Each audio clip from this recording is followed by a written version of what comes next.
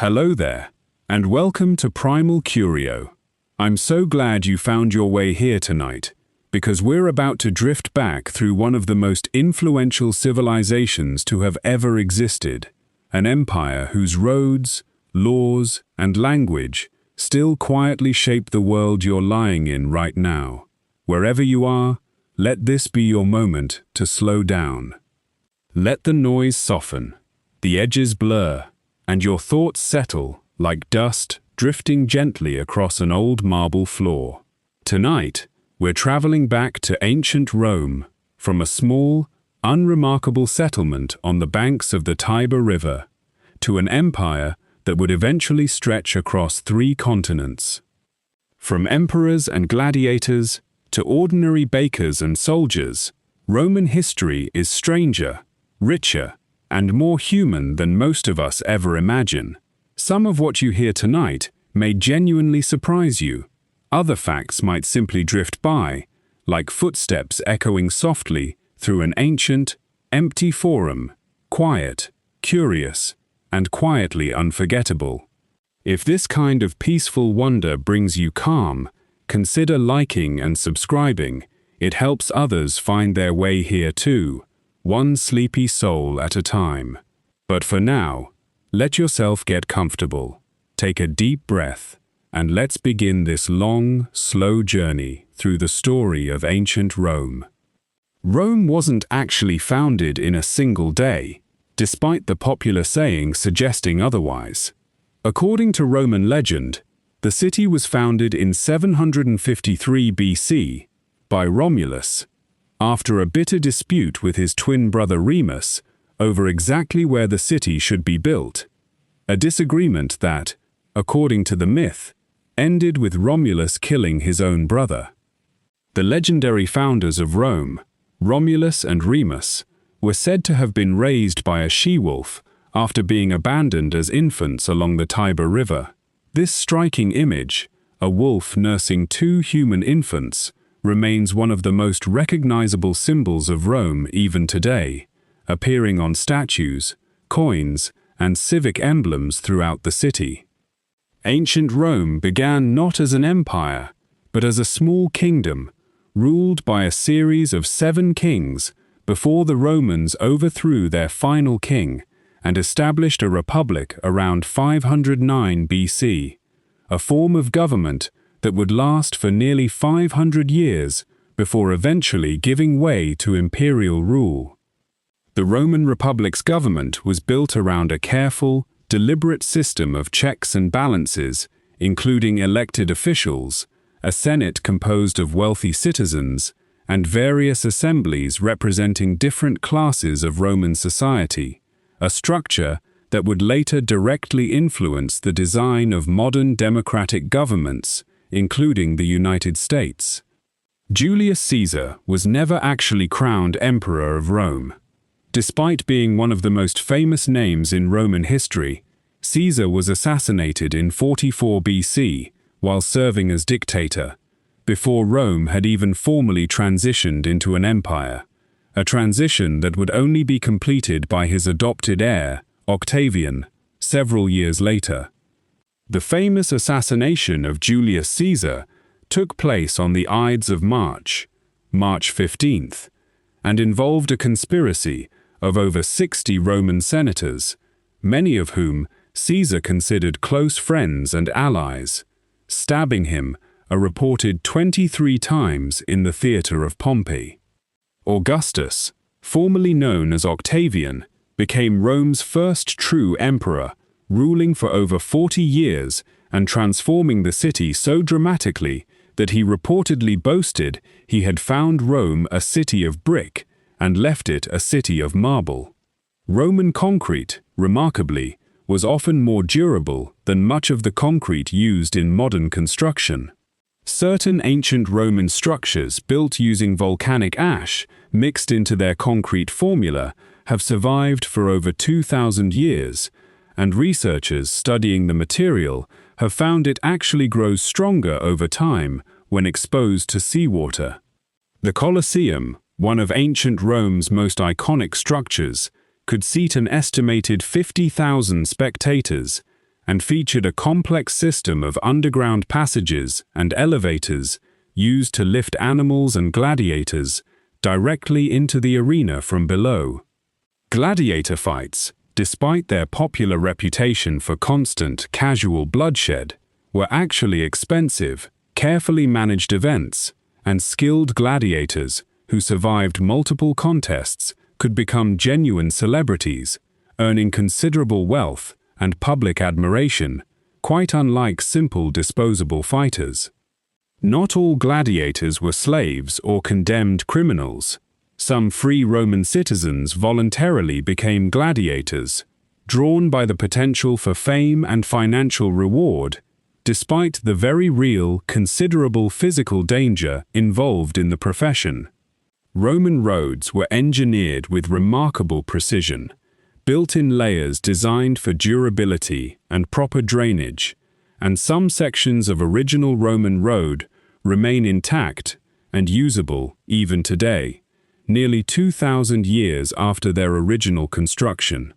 At its height, the Roman Empire controlled territory spanning from Britain in the north to North Africa in the south, and from Spain in the west to parts of the Middle East in the east, an empire so vast that it took weeks or even months for messages to travel between its most distant regions. Ancient Roman bathhouses were far more than simple places to wash. These enormous public complexes often included libraries, gardens, exercise areas, and social spaces, functioning as genuine community centers where Romans of many different social classes gathered daily.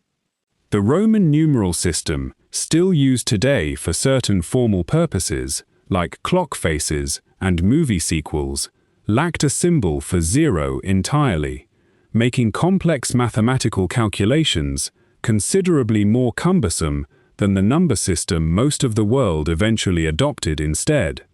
Ancient Roman engineers built aqueducts capable of transporting water across enormous distances using nothing but a carefully calculated, gradual downward slope, some stretching over 50 miles from their water source to the city they supplied, relying entirely on gravity rather than any mechanical pumping system.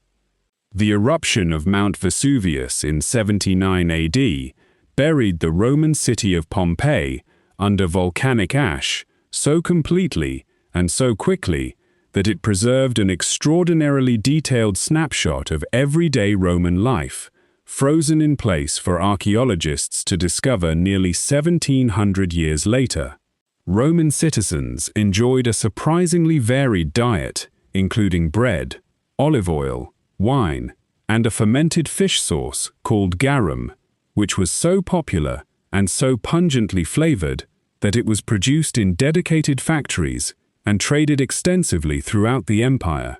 The Roman legal system introduced numerous concepts still fundamental to modern law today, including the presumption of innocence until proven guilty, and the principle that laws should be written down and made publicly accessible rather than left to the arbitrary judgment of rulers. Ancient Roman women could not vote or hold public office, but many wielded considerable informal influence and power within their households, and, in some documented cases, over Roman politics itself, through their relationships with influential husbands, sons, and male relatives. Let's slow down for a while and step fully into one particular story, before returning again to these shorter fragments. On an ordinary August afternoon in the year 79 AD,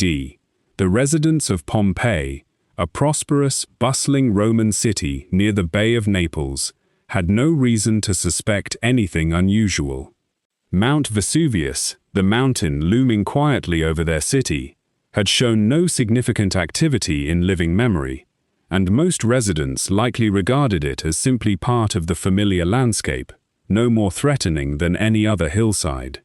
That afternoon, everything changed. Vesuvius erupted with catastrophic force, sending a towering column of ash, pumice, and volcanic gas nearly 20 miles into the sky. For the first several hours, Pompeii was showered with falling pumice stone, giving many residents time to flee, though a significant number chose to remain, perhaps believing the worst had already passed, or simply unable to leave due to age, illness, or lack of resources. That decision, for those who stayed, proved fatal. In the early hours of the following morning, the eruption's character shifted dramatically. A series of superheated pyroclastic flows, fast-moving clouds of volcanic gas and ash, reaching temperatures of several hundred degrees, swept down the mountainside and through the city at speeds exceeding 60 miles per hour, killing anyone still remaining almost instantly. The ash that followed didn't simply cover the city, it sealed it, entombing streets, buildings, and the bodies of the dead so completely and so quickly that it created something genuinely unprecedented in the historical record, an entire Roman city frozen in the exact final moment of an ordinary day. Pompeii remained buried and largely forgotten for well over 1,500 years, its exact location gradually lost to memory, until systematic excavation finally began in the mid-1700s. What archaeologists found, and continue finding even today, is extraordinary in its detail. Bread still sitting in ovens, wall paintings with colors still vivid, graffiti scratched into walls by ordinary Romans, jokes, political slogans, declarations of love, offering an astonishingly direct, unfiltered window into the everyday thoughts of people who lived and died nearly 2,000 years ago.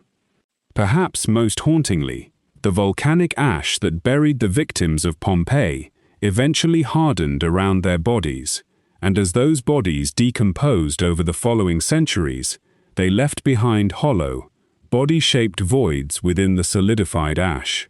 In the 1800s, an archaeologist named Giuseppe Fiorelli developed a technique of carefully pouring plaster into these voids, creating remarkably detailed casts that capture, in genuinely haunting physical form, the exact final postures of Pompeii's victims, a mother shielding her child, a dog straining against its chain, a group huddled together in a final, desperate embrace. There's something worth sitting with tonight, in Pompeii's terrible, perfectly preserved final morning. An entire ordinary Roman city, its bakers and merchants and children, caught in the middle of nothing more dramatic than an average day, forever preserved, not because anyone intended it, but because catastrophe, in its own strange and terrible way, can sometimes become the most perfect kind of preservation.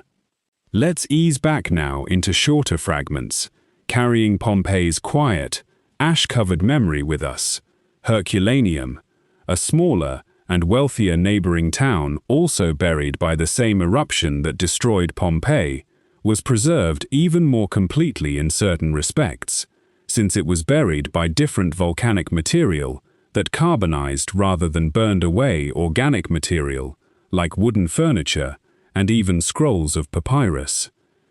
The Villa of the Papyri in Herculaneum contains a library of nearly 2,000 carbonized scrolls, so fragile that researchers only recently developed non-invasive scanning techniques, including particle accelerator technology, to begin reading their contents without physically unrolling and destroying them. Ancient Roman graffiti discovered throughout Pompeii reveals a genuinely candid, unfiltered glimpse into everyday Roman humor and personality, including boastful claims, insults between rivals, and even simple declarations like, "Gaius was here," phrases that feel remarkably, almost startlingly familiar to modern readers. The Roman Senate, despite its considerable influence, never held absolute power throughout Roman history, and its actual authority fluctuated dramatically, depending on the era, sometimes wielding genuine control over policy, and at other times reduced to largely ceremonial approval of decisions already made by a powerful emperor. Roman soldiers, called legionaries, were required to serve for a fixed term of approximately 25 years, after which they received a pension, often in the form of land, and full Roman citizenship if they hadn't already possessed it, a powerful incentive that helped maintain a large, loyal standing army. The Roman military's engineering capabilities extended far beyond simple warfare. Legions regularly built roads, bridges, and fortifications as they advanced, meaning much of the infrastructure connecting the Roman Empire was constructed not by dedicated civilian engineers, but by soldiers themselves, trained in both combat and construction. Ancient Roman chariot racing, held at massive venues like the Circus Maximus, which could seat well over 150,000 spectators, was arguably even more popular than gladiatorial combat, with successful charioteers becoming some of the wealthiest and most celebrated athletes in the entire ancient world. The Roman calendar, established under Julius Caesar and known as the Julian calendar, remained the standard timekeeping system across much of the Western world for over 1,600 years, before being gradually replaced by the more astronomically precise Gregorian calendar still used today. Roman aqueducts weren't simply functional infrastructure. Many featured elaborate decorative facades and were considered genuine architectural achievements in their own right, a source of civic pride that Roman officials proudly maintained and celebrated as a symbol of the city's engineering prowess. Ancient Roman medicine, while limited by modern standards, included surprisingly sophisticated surgical instruments, some so effectively designed that similar tools remained in medical use, with only minor modifications, well into the 19th century. Let's pause here for another longer story, before returning again to these shorter fragments. In July of the year 64 AD,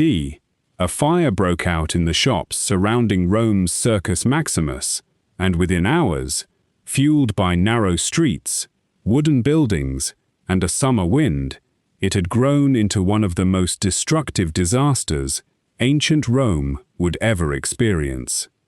The fire burned for 6 days, and after a brief pause, flared up again for 3 more, ultimately destroying or severely damaging 10 of Rome's 14 districts, leaving countless residents homeless and reshaping the very geography of the city. The emperor at the time was Nero, a ruler whose reputation, both during his lifetime and across the centuries since, has become almost inseparable from this catastrophic fire. According to popular legend, Nero played his fiddle while Rome burned, a striking image of imperial indifference and cruelty that has endured for nearly 2,000 years. There's just one considerable problem with this famous story. The fiddle, as an instrument, wouldn't be invented for well over 1,000 years after Nero's death,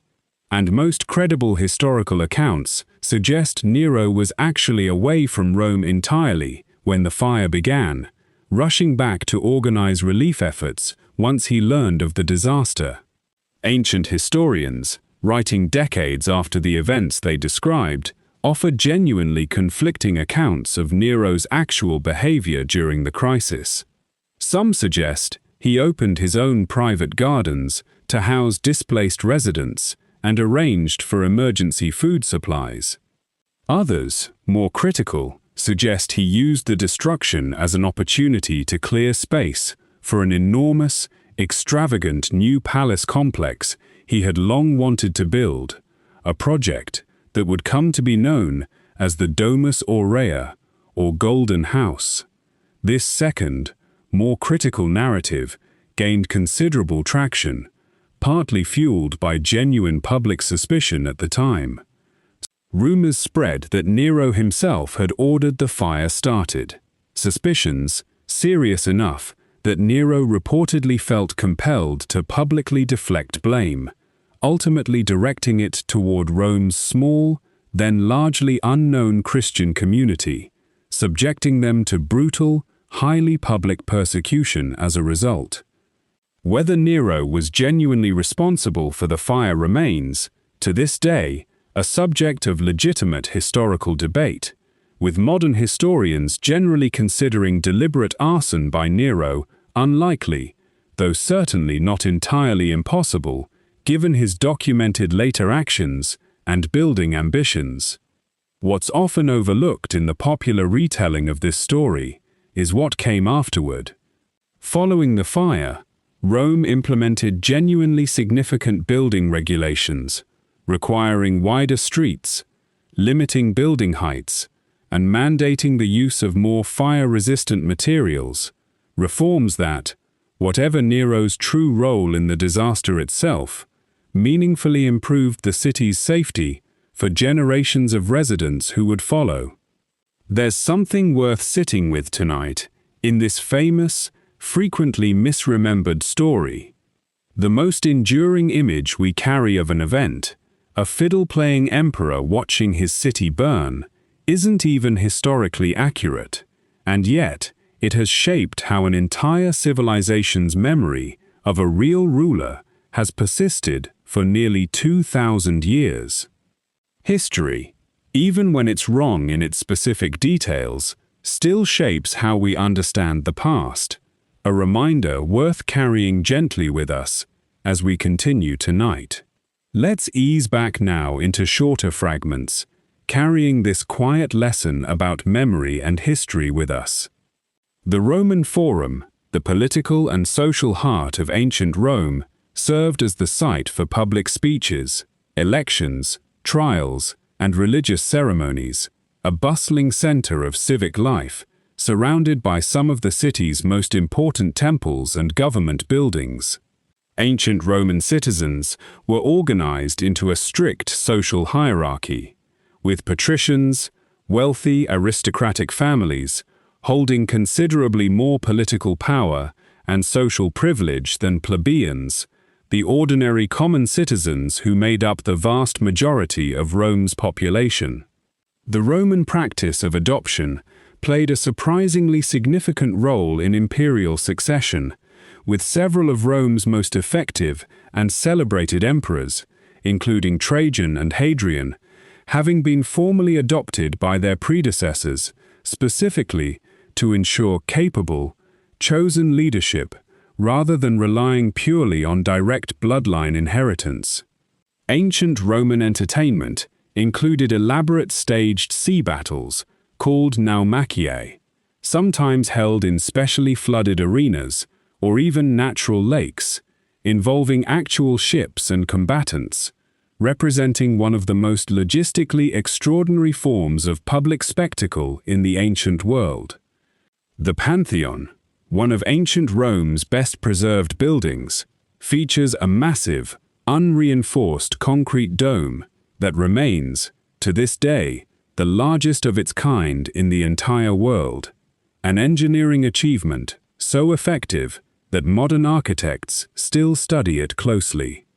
Roman soldiers carried a standardized kit of equipment and were required to build a fully fortified camp, complete with a ditch and rampart, at the end of nearly every single day's march, regardless of how tired they were, a discipline that contributed significantly to the Roman military's remarkable operational reliability.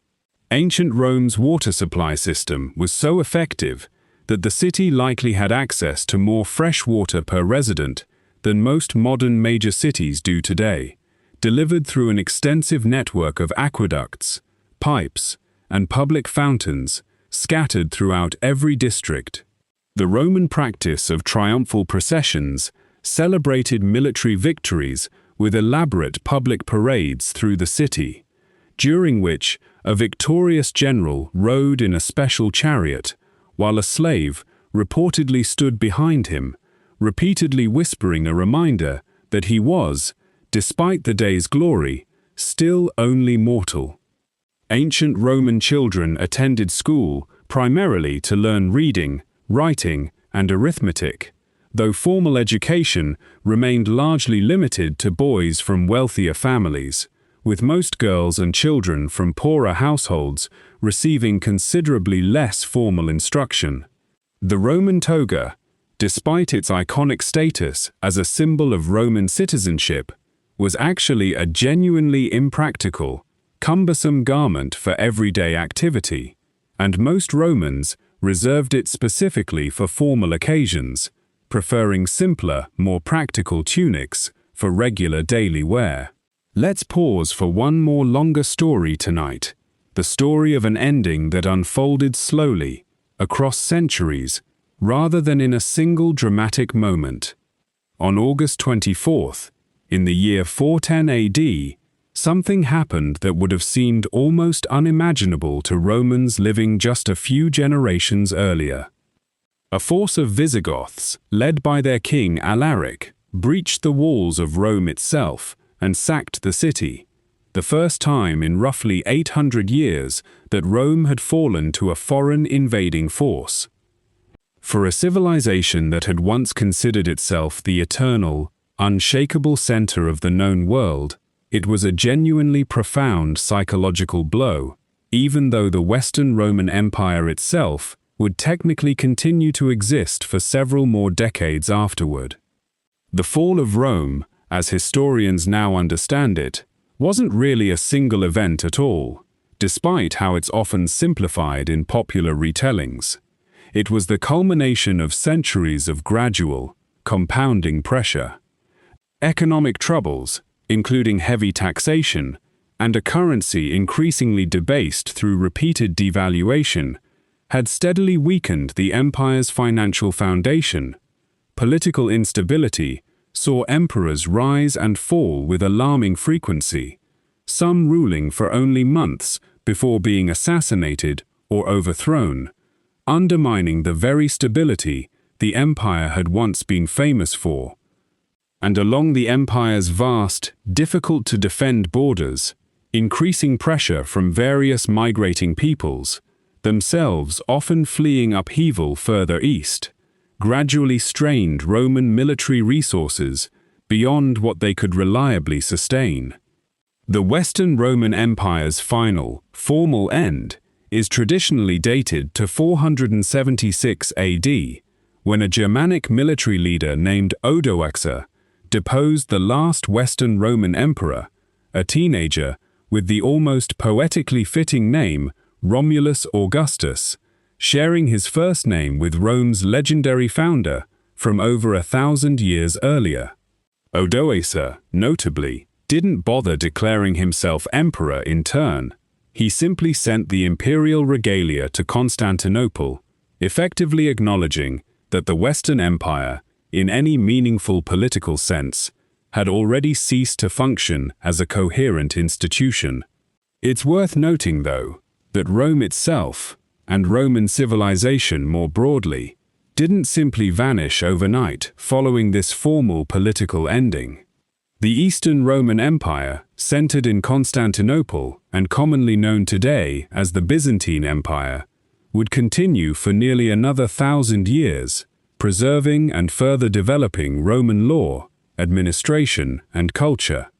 And even in the West, Roman language, law, architecture, and infrastructure continued shaping European civilization for centuries afterward, gradually blending with the customs of various Germanic peoples to eventually form the foundation of medieval Europe. There's something worth sitting with tonight in this long, gradual ending. An empire that once felt as permanent and unshakable as the ground itself didn't fall in a single dramatic battle, but slowly eroded across generations, weakened by problems that likely felt, to the ordinary Romans living through them, more like a series of difficult but ultimately survivable challenges than the slow unraveling of an entire civilization.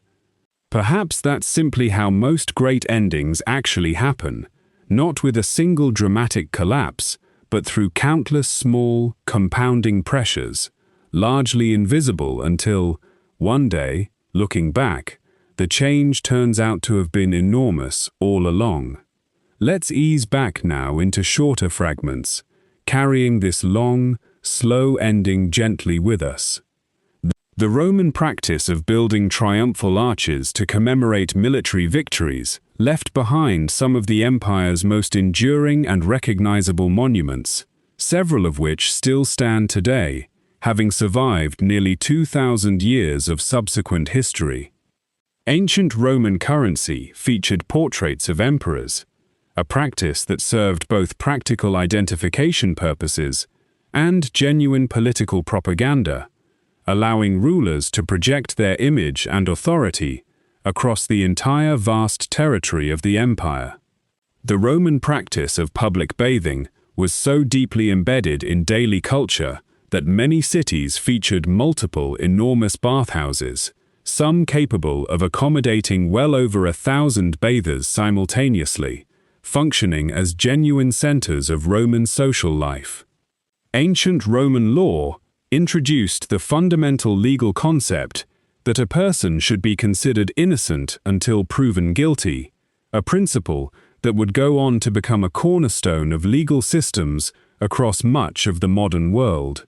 The Roman Empire's road network eventually stretched to an estimated 50,000 miles, connecting distant provinces and enabling remarkably efficient movement of troops, trade goods, and information across an empire spanning 3 separate continents. Ancient Roman gladiatorial games began primarily as funeral rites honoring deceased Roman nobility, gradually evolving over subsequent centuries into elaborate public entertainment events funded by wealthy politicians eager to win public favor and support. The Roman practice of building public libraries meant that, at its height, the city of Rome alone contained dozens of libraries, some open to the public, offering ordinary Roman citizens genuine access to literature and scholarship on a scale rare in the ancient world. Ancient Roman religion incorporated an enormous pantheon of gods, many directly adapted from earlier Greek religious tradition, though renamed and reinterpreted according to distinctly Roman cultural values and priorities. The Roman practice of adopting successful generals into positions of significant political power occasionally destabilized the Republic's careful system of checks and balances, ultimately contributing to the gradual transition from republican governance toward imperial rule. Ancient Roman engineering achievements extended to underfloor heating systems called hypercausts, which circulated warm air beneath raised floors and through hollow wall spaces, providing genuinely effective climate control in bathhouses and wealthy private homes centuries before anything resembling modern central heating existed. Let's slow down for another longer story tonight, before returning again to these shorter fragments. Long before Rome ruled the Mediterranean world, it faced a rival that very nearly destroyed it entirely. Carthage, a powerful trading city on the coast of North Africa, controlled much of the Western Mediterranean's commerce, and the two civilizations' competing ambitions eventually collided in a series of conflicts historians now call the Punic Wars, conflicts that would stretch across more than a century and, at their most dangerous point, bring Rome closer to complete destruction than at almost any other moment in its long history. The most famous chapter of this long rivalry belongs to a Carthaginian general named Hannibal Barca, who, in 218 BC, executed one of the most audacious military maneuvers in ancient history. Rather than attacking Rome by sea, where Roman naval power was considerable, Hannibal marched an entire army, including a contingent of war elephants, overland from Spain, across the Pyrenees, through hostile Gallic territory, and finally over the Alps themselves, a punishing, treacherous crossing that cost him a substantial portion of his forces before he had even engaged the Romans in battle. Once in Italy, Hannibal proved to be a genuinely brilliant tactician, inflicting a series of devastating defeats on Roman armies sent to stop him. His victory at the Battle of Cannae in 216 BC remains, to this day, studied in military academies around the world as a masterclass in tactical encirclement, a battle in which Hannibal's smaller force completely surrounded and annihilated a considerably larger Roman army, reportedly killing tens of thousands of Roman soldiers in a single, catastrophic afternoon. For years afterward, Hannibal remained in Italy, undefeated in open battle, yet somehow unable to deliver the final, decisive blow against Rome itself. The city, despite suffering losses that would have shattered almost any other ancient civilization, simply refused to surrender, raising new armies again and again, drawing on a deep, resilient well of manpower and stubborn civic determination that Hannibal, for all his tactical brilliance, ultimately couldn't overcome. Rome's eventual response came not in Italy, but in Africa. A young Roman general named Scipio, recognizing that Hannibal could not be defeated on Italian soil, instead led a Roman army directly to Carthage's own doorstep, forcing Hannibal to abandon his Italian campaign and return home to defend his own city. The two brilliant commanders finally met directly at the Battle of Zama in 202 BC, where Scipio, having carefully studied Hannibal's own tactics, decisively defeated him, effectively ending the war and Carthage's status as a genuine rival power. Even this wasn't quite the end of the story. A third and final Punic War, decades later, saw Rome besiege and ultimately utterly destroy Carthage itself in 146 BC, reportedly salting the earth around the ruined city, though this particular detail is now considered likely a later embellishment rather than confirmed historical fact. Whatever the precise details, Carthage's destruction was thorough and complete, eliminating Rome's last serious Mediterranean rival and clearing the path for Rome's eventual, uncontested rise to imperial dominance. There's something worth sitting with tonight, in this long, dangerous rivalry. Rome came astonishingly close to complete destruction, closer than most people today realize, saved not by any single decisive advantage, but by a stubborn, almost inexhaustible civic resilience that simply refused to accept defeat, no matter how catastrophic the immediate losses. Empires, it turns out, are sometimes built less on unbroken victory than on the sheer, patient refusal to ever truly stay down. Let's ease back now into shorter fragments, carrying Hannibal's long shadow with us. Hannibal's war elephants, despite their fearsome reputation, proved considerably less effective in the mountainous terrain of the Alps and the unfamiliar Italian countryside than they had been in more open battlefield conditions, and only a small fraction survived the initial crossing. Ancient Roman military strategy placed enormous emphasis on discipline and standardized training, allowing Roman legions to maintain formation and tactical coordination even in circumstances where less disciplined forces would likely have broken and scattered. The Roman general Scipio Africanus, who defeated Hannibal at Zama, was later honored with one of Rome's most prestigious titles, earning the added name Africanus specifically in recognition of his decisive African campaign against Carthage. Ancient Carthage, before its final destruction, was renowned for its sophisticated harbor design, featuring a circular naval basin capable of docking and sheltering over 200 warships, a genuinely impressive feat of ancient maritime engineering. The Roman practice of building permanent stone bridges, several of which remain standing and usable even today, represented a significant engineering advancement over earlier temporary wooden or pontoon bridge designs used by many contemporary civilizations.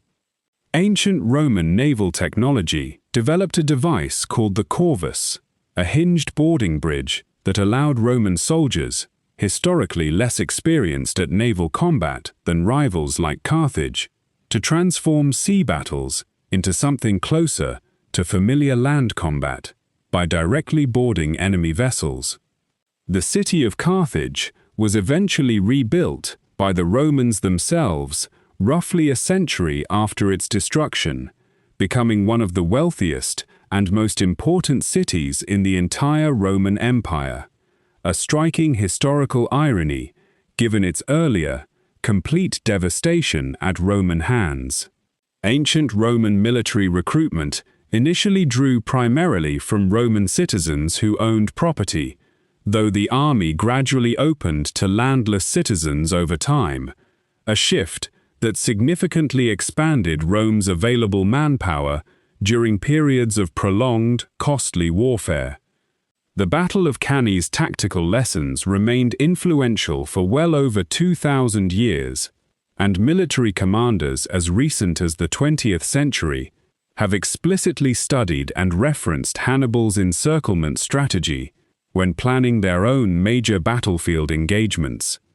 Ancient Roman historians writing about the Punic Wars, including figures like Livy, worked from source material written decades or even centuries after the actual events, meaning some details of these famous conflicts likely carry at least some degree of dramatic embellishment or uncertainty. Let's keep drifting a while longer through this vast, patient story of ancient Rome. The Emperor Caligula, whose reputation for cruelty and eccentric behavior has endured for nearly 2,000 years, ruled for less than 4 years before being assassinated by his own guards, and many of the more extreme stories surrounding his reign, including the famous claim that he made his horse a senator, were likely exaggerated or entirely invented by later, hostile historians.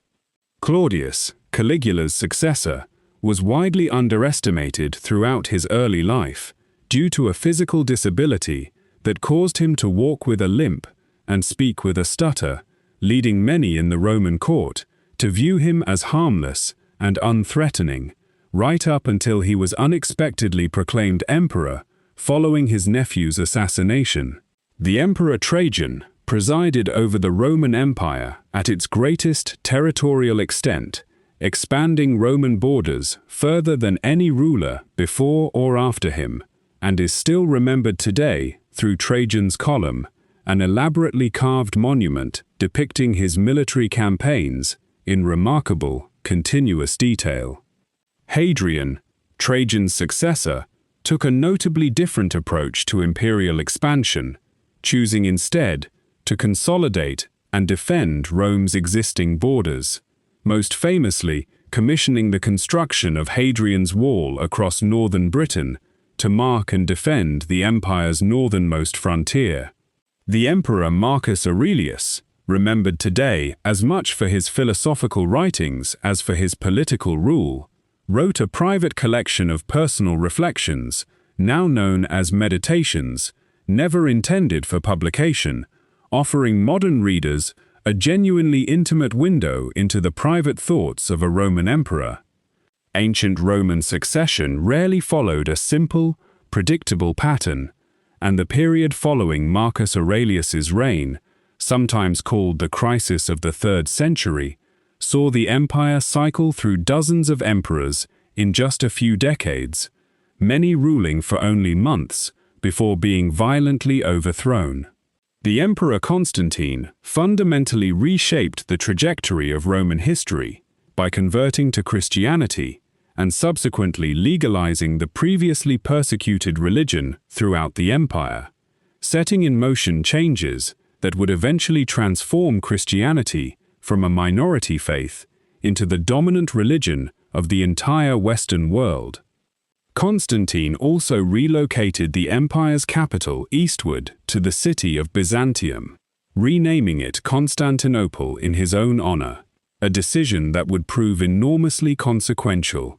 eventually allowing the eastern half of the empire to survive and thrive for nearly another 1,000 years after Rome itself fell. The Emperor Diocletian, ruling shortly before Constantine, implemented sweeping administrative reforms specifically to address the empire's growing instability, including dividing imperial rule between multiple co-emperors, an attempt to make an increasingly unwieldy empire more manageable to govern effectively. Ancient Roman emperors were sometimes formally deified after death, a practice called apotheosis, in which the Senate would officially declare a deceased emperor to have become a god, joining Rome's existing pantheon of deities and receiving his own dedicated temples and religious worship. The Emperor Vespasian, who rose to power following a chaotic civil war, was notably practical and down-to-earth compared to many of his predecessors, reportedly joking on his own deathbed that he could feel himself becoming a god, a wry acknowledgement of the deification tradition awaiting him. Ancient Roman imperial succession occasionally passed through women's influence, even though women themselves couldn't formally rule, with several emperors' mothers, wives, and sisters wielding genuine behind-the-scenes political power that historical records only partially capture. The Emperor Commodus, whose chaotic and self-indulgent reign is sometimes credited with beginning Rome's long imperial decline, reportedly fought as a gladiator himself in the arena, a genuinely scandalous departure from typical imperial dignity that alarmed much of the Roman elite. Ancient Roman imperial portraiture evolved considerably over the centuries, shifting from the youthful, idealized images favored by early emperors like Augustus toward the more realistic, sometimes deliberately weathered features favored by later rulers seeking to project experience and gravitas. The Emperor Nerva, though ruling only briefly, is remembered as the first of the so-called 5 good emperors, a sequence of rulers whose successive reigns are traditionally regarded by historians as representing one of the most stable and prosperous periods in the entire history of the Roman Empire. Let's pause for one more longer story tonight, before returning again to these shorter fragments. Following Julius Caesar's assassination, Rome descended into a fresh round of political chaos, ultimately dividing power between 3 men in an alliance historians call the Second Triumvirate. Among them was Mark Antony, a skilled general and close ally of the murdered Caesar, who was assigned control over Rome's eastern territories, bringing him into direct contact with Cleopatra, the Queen of Egypt, and the final active ruler of the once powerful Ptolemaic dynasty. Cleopatra was, by this point, already an experienced political survivor. She had previously formed a relationship with Julius Caesar himself, bearing him a son, and had successfully navigated years of complicated Egyptian court politics and family rivalries to maintain her own increasingly precarious hold on power. When she met Mark Antony in 41 BC, according to ancient accounts, she arrived sailing up the river in an extraordinarily lavish barge, deliberately staging her entrance to project maximum wealth, power, and allure, a calculated political performance rather than simple romantic spontaneity. The relationship between Antony and Cleopatra that followed was genuinely consequential, blending personal romance with serious geopolitical strategy on both sides. For Cleopatra, an alliance with one of Rome's most powerful men offered crucial protection for Egypt's continued independence. For Antony, access to Egypt's substantial wealth and resources offered a genuine strategic advantage in his ongoing power struggle back in Rome against his rival and fellow triumvir, Octavian, the same young man who would eventually become the Emperor Augustus. Tensions between Antony and Octavian escalated steadily over subsequent years, fueled partly by genuine political rivalry and partly by an effective propaganda campaign Octavian waged back in Rome, portraying Antony as having become dangerously seduced and corrupted by a foreign queen, abandoning proper Roman values and loyalty. This framing proved politically devastating for Antony, and the conflict eventually escalated into open war between former allies. The decisive confrontation came at the Battle of Actium in 31 BC, a major naval engagement in which Octavian's forces, led by his skilled general Agrippa, decisively defeated the combined fleet of Antony and Cleopatra. Both leaders escaped the battle itself, but their cause was effectively lost. As Octavian's forces closed in on Egypt the following year, both Antony and Cleopatra, according to the most widely accepted ancient accounts, ultimately chose suicide rather than capture, Antony reportedly falling on his own sword after mistakenly believing Cleopatra had already died, and Cleopatra herself dying shortly afterward, according to popular tradition, from the bite of an asp, though the exact circumstances of her death remain genuinely debated among historians. With Cleopatra's death, the independent Ptolemaic dynasty that had ruled Egypt for nearly 3 centuries came to its final close, and Egypt was formally annexed as a Roman province, one of the wealthiest and most valuable territories in the entire empire.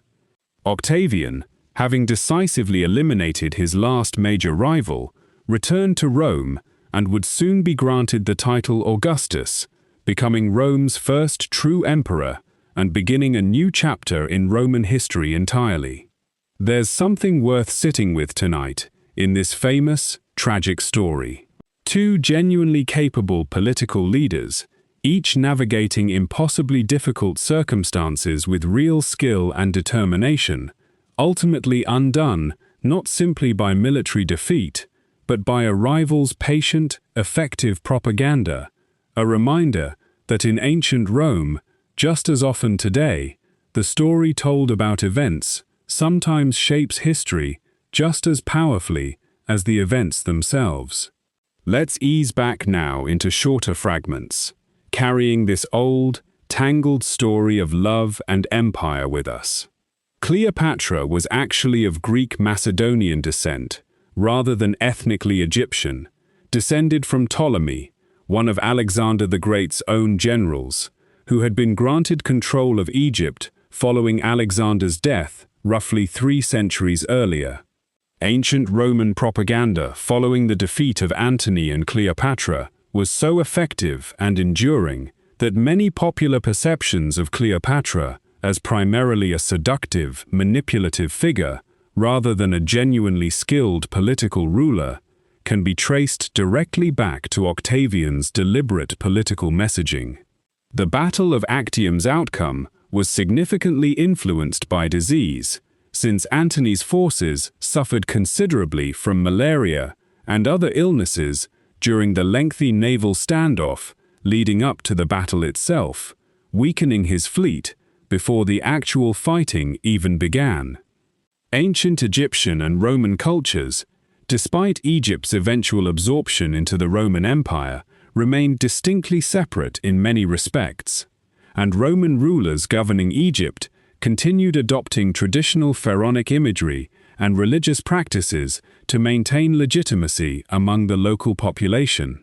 Octavian's title Augustus, meaning roughly the revered one, was carefully chosen specifically to avoid the more controversial implications of titles like king or dictator, reflecting his deliberate, calculated effort to present his new imperial authority as a restoration of stability rather than a dramatic seizure of power. Let's pause for another longer story tonight, this one from the far northern edge of the Roman world. In the year 60, or 61 AD, in the Roman province of Britain, a client kingdom's king named Prasutagus died, leaving behind a will intended to protect his family and kingdom by naming the Roman emperor as a joint heir alongside his own 2 daughters, a common strategy client rulers used to try to preserve some autonomy after their death. Rome, however, had other plans. Roman officials chose to disregard the will entirely, annexing the kingdom outright, and in the process subjected Prasutagus' widow, a woman named Boudica, to public flogging, while her two daughters suffered horrific abuse at Roman hands. Rather than accepting this treatment quietly, Boudica did something that would send shockwaves through the entire Roman province. She rallied her own tribe, the Iceni, along with several neighboring British tribes who shared genuine grievances against increasingly harsh Roman rule and taxation, into a unified, furious rebellion.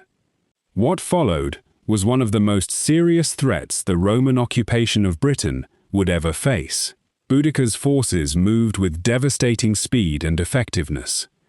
They first attacked and completely destroyed Camulodunum, a Roman colony built specifically for retired legionary veterans, slaughtering its residents and burning the settlement to the ground.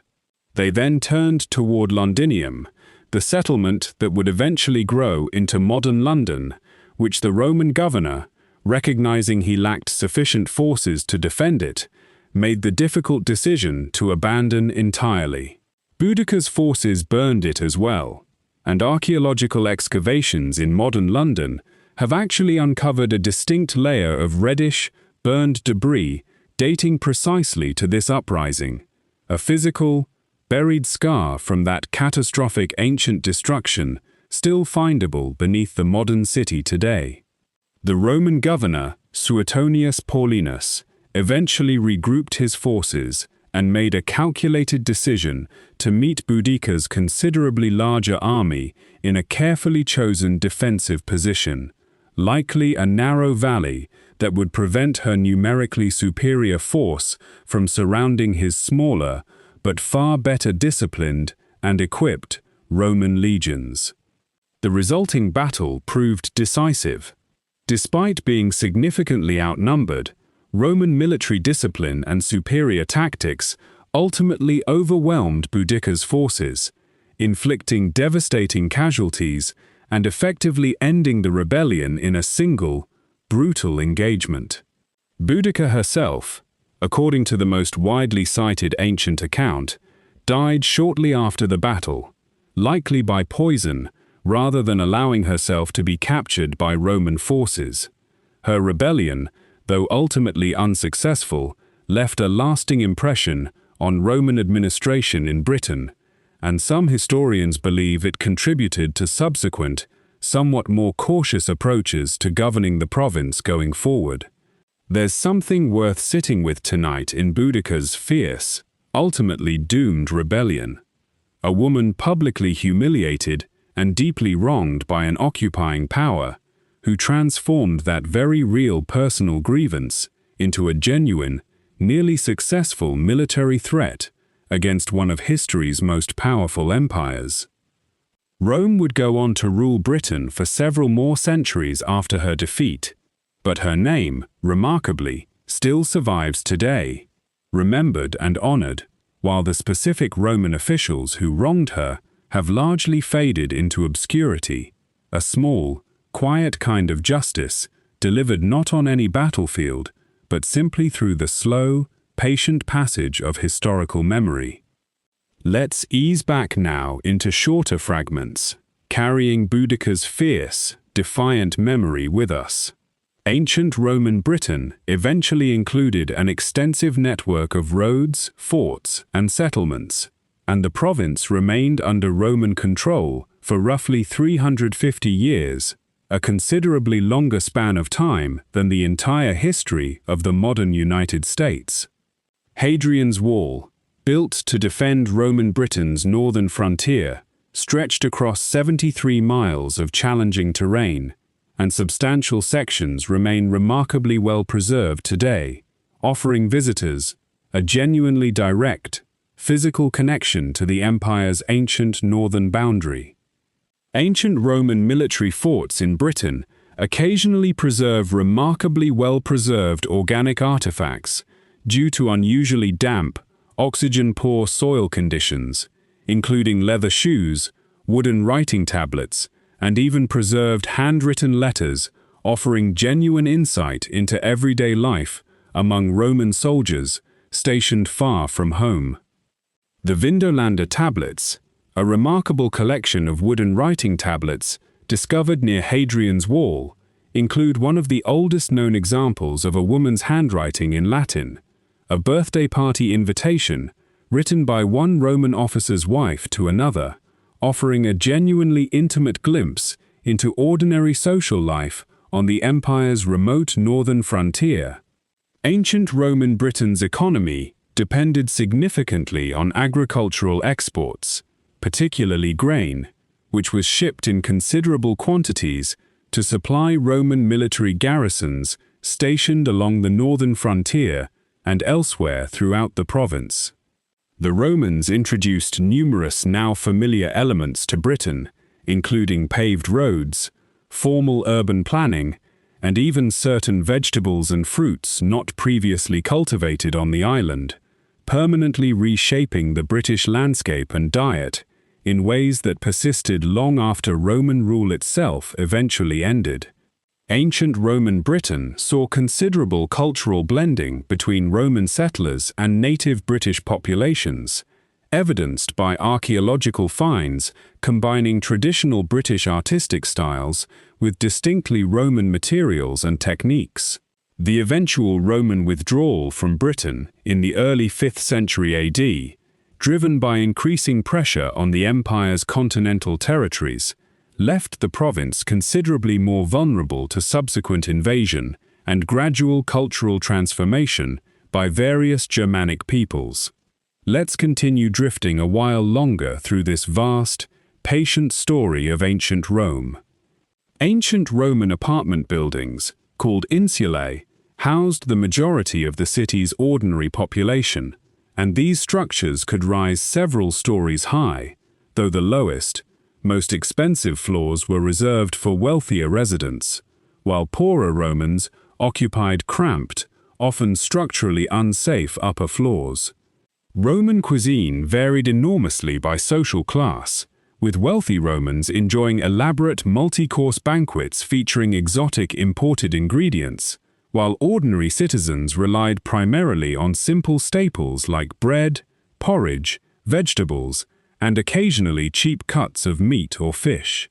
Ancient Roman slavery was a fundamental and deeply embedded part of the empire's economy and society, with slaves performing labor across nearly every sector, from agriculture and mining to household service and skilled trades, and some estimates suggest slaves may have constituted as much as a third of the population in certain regions. The legal status of Roman slaves varied considerably, depending on their role and their owner's disposition,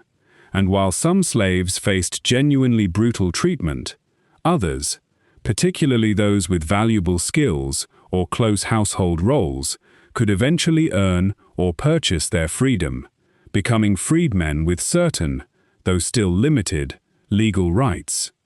Ancient Roman religion was deeply integrated into public and political life, with religious ceremonies and omens regularly consulted before major decisions, including military campaigns, elections, and significant legislative votes. The Vestal Virgins, priestesses dedicated to the goddess Vesta, held a uniquely respected position in Roman society, tasked with maintaining Rome's sacred eternal flame, and were bound by strict vows of chastity for a set period of service, with severe punishment reserved for any violation. Ancient Roman households typically maintained small shrines dedicated to household gods called lares and penates, reflecting a genuinely intimate, everyday form of religious practice that existed alongside the empire's larger, more formal state religious institutions. The Roman practice of augury, interpreting the flight patterns and behavior of birds as divine signs, played a significant role in ancient Roman decision-making and official augurs held genuine political influence by virtue of their perceived ability to interpret the god's will.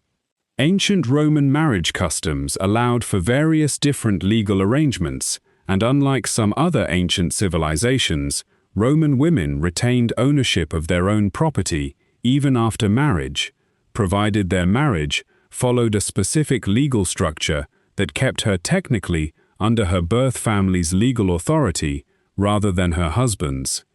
The Roman practice of patron-client relationships formed a crucial social and economic structure throughout Roman society, in which wealthy, influential patrons provided protection and support to less powerful clients, who in turn offered political support, loyalty, and various services in return.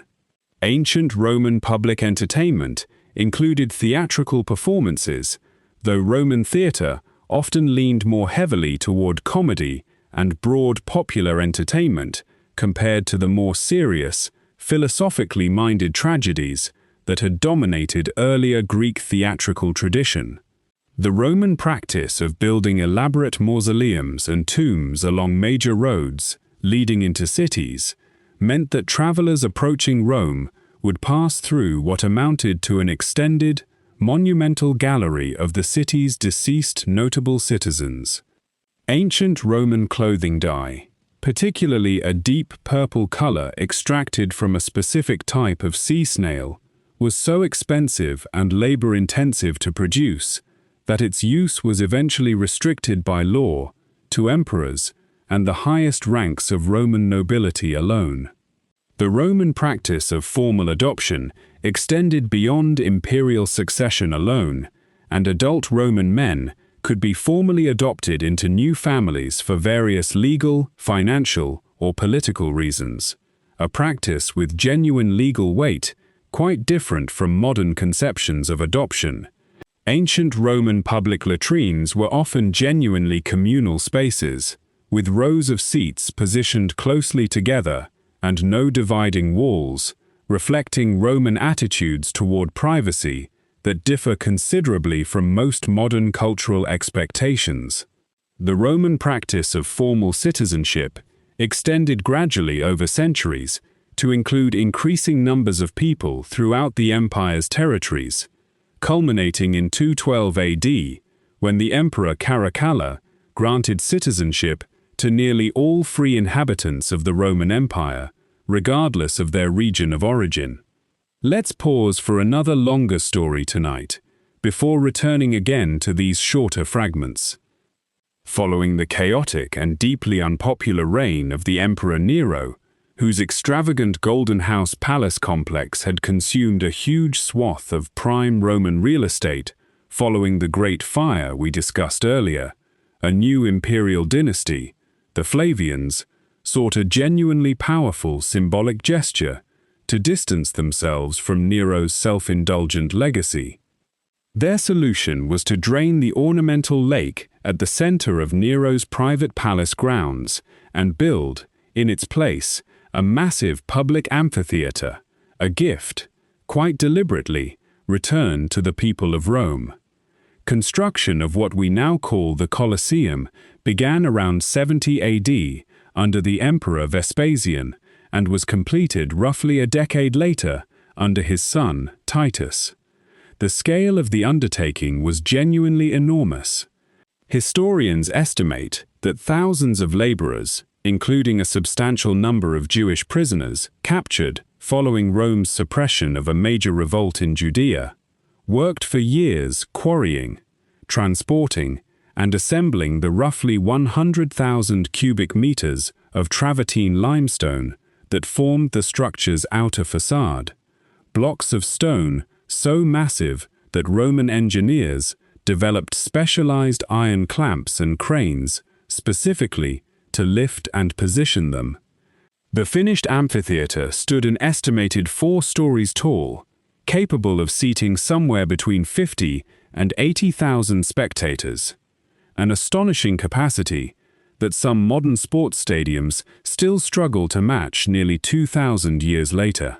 Its design incorporated a genuinely sophisticated system of numbered entrances and internal corridors, allowing this enormous crowd to enter and exit efficiently, a level of thoughtful crowd flow engineering that modern architects still study and admire today. Beneath the arena floor itself lay an intricate underground network called the hypogeum, a maze of tunnels, chambers, and mechanical lift systems used to store animals, scenery, and equipment, and to dramatically raise gladiators, wild beasts, or elaborate stage sets directly up into the arena through trapdoors, creating genuinely theatrical surprise entrances for the assembled crowd above.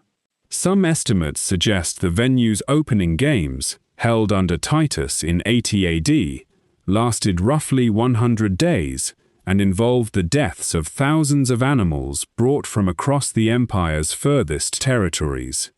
The Colosseum remained in active use for gladiatorial combat and public spectacle for several centuries, though such events gradually declined as Roman culture and religious values shifted, particularly following the empire's conversion to Christianity. In later centuries, following Rome's decline, the structure suffered damage from earthquakes and was extensively stripped of its stone and metal fittings by medieval and Renaissance builders, who repurposed the ancient material for entirely new construction projects throughout the city, an ironic echo of how the venue itself had once repurposed Nero's private palace grounds. There's something worth sitting with tonight in the Colosseum's long, layered history. A structure built quite deliberately as a symbolic gift to the Roman people, constructed at genuine human cost by laborers who had little say in the matter, eventually falling into disrepair and having its own materials scavenged and repurposed in turn, only to endure regardless, worn but still standing, into a modern world that now regards it as one of humanity's most treasured architectural achievements, rather than simply a venue for spectacle and violence. Let's ease back now into shorter fragments, carrying the Colosseum's vast, echoing silence with us. The Colosseum's official Roman name was actually the Flavian Amphitheatre, named for the imperial dynasty that built it, and the more familiar name Colosseum likely derives from a colossal bronze statue of Nero that once stood nearby, its towering scale eventually lending its name to the enormous structure beside it. Ancient Roman engineers equipped the Colosseum with a retractable awning system called the velarium, operated by sailors specifically stationed at the venue, capable of shading large sections of the audience from direct sun during lengthy events. The Colosseum's arena floor, largely missing today, once concealed the elaborate underground hypogeum entirely, meaning modern visitors looking down into the exposed tunnels are actually seeing a section of the venue that ancient Roman spectators would never have been able to view directly at all. Ancient Roman gladiatorial contests, contrary to popular assumption, did not always end in death, and many contests concluded with the defeated gladiator being spared, since skilled fighters represented a genuine financial investment that gladiator trainers were often reluctant to lose entirely.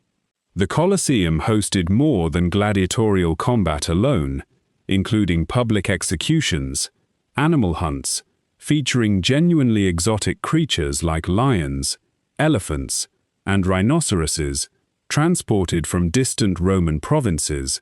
and occasionally elaborate recreations of famous historical battles. Ancient Roman construction techniques used at the Colosseum included a sophisticated combination of materials: travertine limestone for the outer structural framework, volcanic tuff for interior walls, and Roman concrete for the foundation, each material selected specifically for its particular structural properties. The Colosseum's 4 levels featured distinctly different seating arrangements reflecting Rome's rigid social hierarchy, with senators and dignitaries seated closest to the arena floor, while ordinary citizens and the poorest Romans occupied progressively higher, more distant tiers. Let's continue drifting a while longer through this vast, patient world of ancient Rome.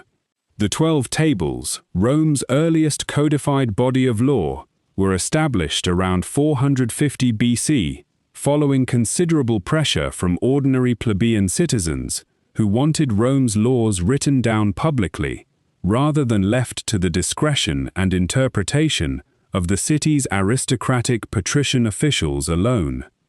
Ancient Roman legal principles, established through the 12 Tables and subsequent centuries of legal development, would eventually form the foundation of civil law traditions still used throughout much of modern Europe and many former European colonies around the world today. Roman philosophy drew heavily from earlier Greek traditions, and Stoicism in particular found considerable favor among Roman intellectuals and statesmen, emphasizing rational self-control, acceptance of circumstances beyond one's control, and disciplined virtue as the foundation for a genuinely well-lived life. Ancient Roman education for wealthier families often included instruction in Greek language and literature alongside Latin, reflecting the considerable cultural prestige Greek learning held throughout Roman society, even as Rome itself grew to militarily and politically dominate the broader Mediterranean world. The Roman statesman and philosopher Seneca,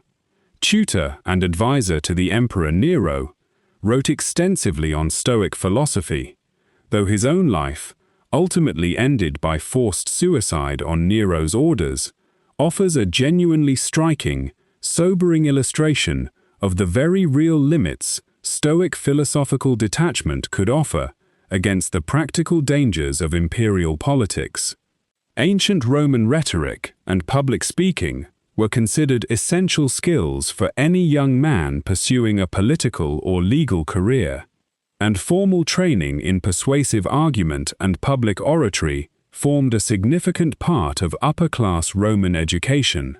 The Roman statesman Cicero remains one of history's most influential orators and writers, and his surviving speeches, letters, and philosophical works offer historians an extraordinarily detailed, direct window into the political conflicts and personal relationships of the late Roman Republic. Ancient Roman theatre performances were typically held during religious festivals, and while Roman playwrights drew heavily on earlier Greek dramatic traditions, distinctly Roman comedic styles, often featuring stock characters and broad physical humor, developed a genuinely popular following of their own.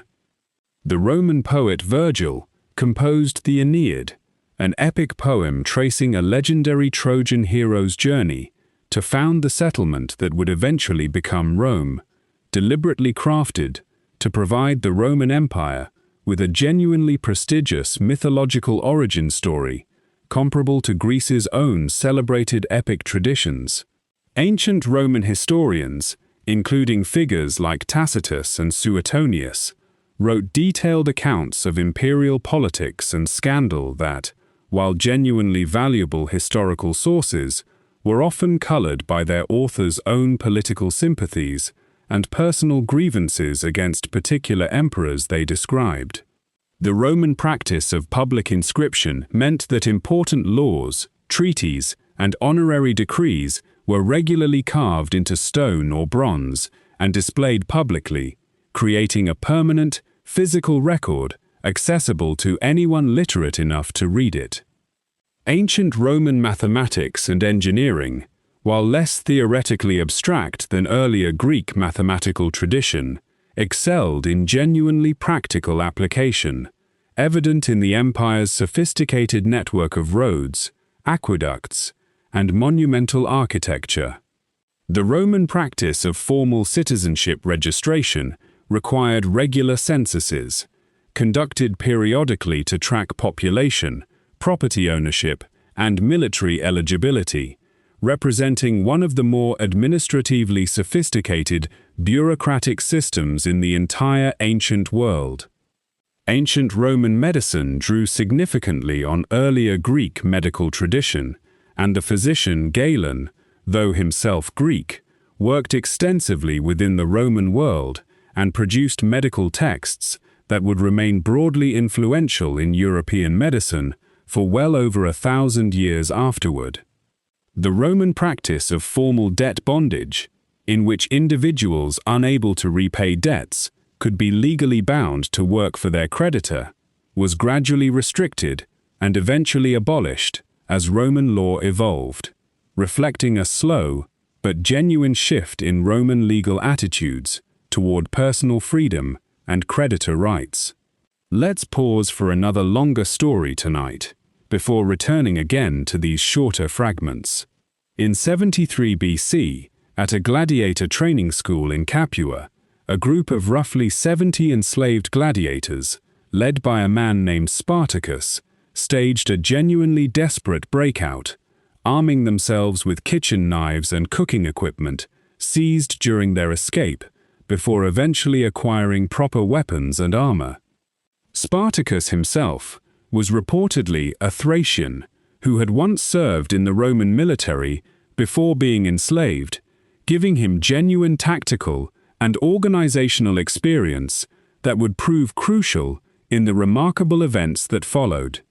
What began as a small band of escaped gladiators rapidly grew into something Rome had never quite faced before. As word of the successful escape spread, increasing numbers of enslaved people throughout the Italian countryside joined Spartacus's growing force, eventually swelling to an army numbering, according to various ancient estimates, somewhere between 40 and 120,000 people. This ragtag but increasingly organized force proved genuinely capable of defeating several Roman military units sent to suppress them, a deeply alarming development for a republic that depended enormously on slave labor and could ill afford the precedent of a successful, large-scale slave uprising. For roughly 2 years, Spartacus's forces moved throughout the Italian peninsula, defeating multiple Roman armies, and, according to some accounts, hoping eventually to lead his followers across the Alps to freedom outside Roman territory entirely, or possibly toward Sicily, where an earlier slave rebellion decades before had briefly succeeded before eventually being crushed. The exact strategic goals of the rebellion remain somewhat unclear from surviving historical accounts, and it's possible Spartacus's own followers held differing opinions about their ultimate destination and purpose. Rome's response, once the scale of the threat became undeniable, was to grant an ambitious politician named Marcus Licinius Crassus extraordinary military command, specifically to crush the rebellion. Crassus assembled a substantial force and gradually pushed Spartacus's army into an increasingly difficult strategic position in southern Italy.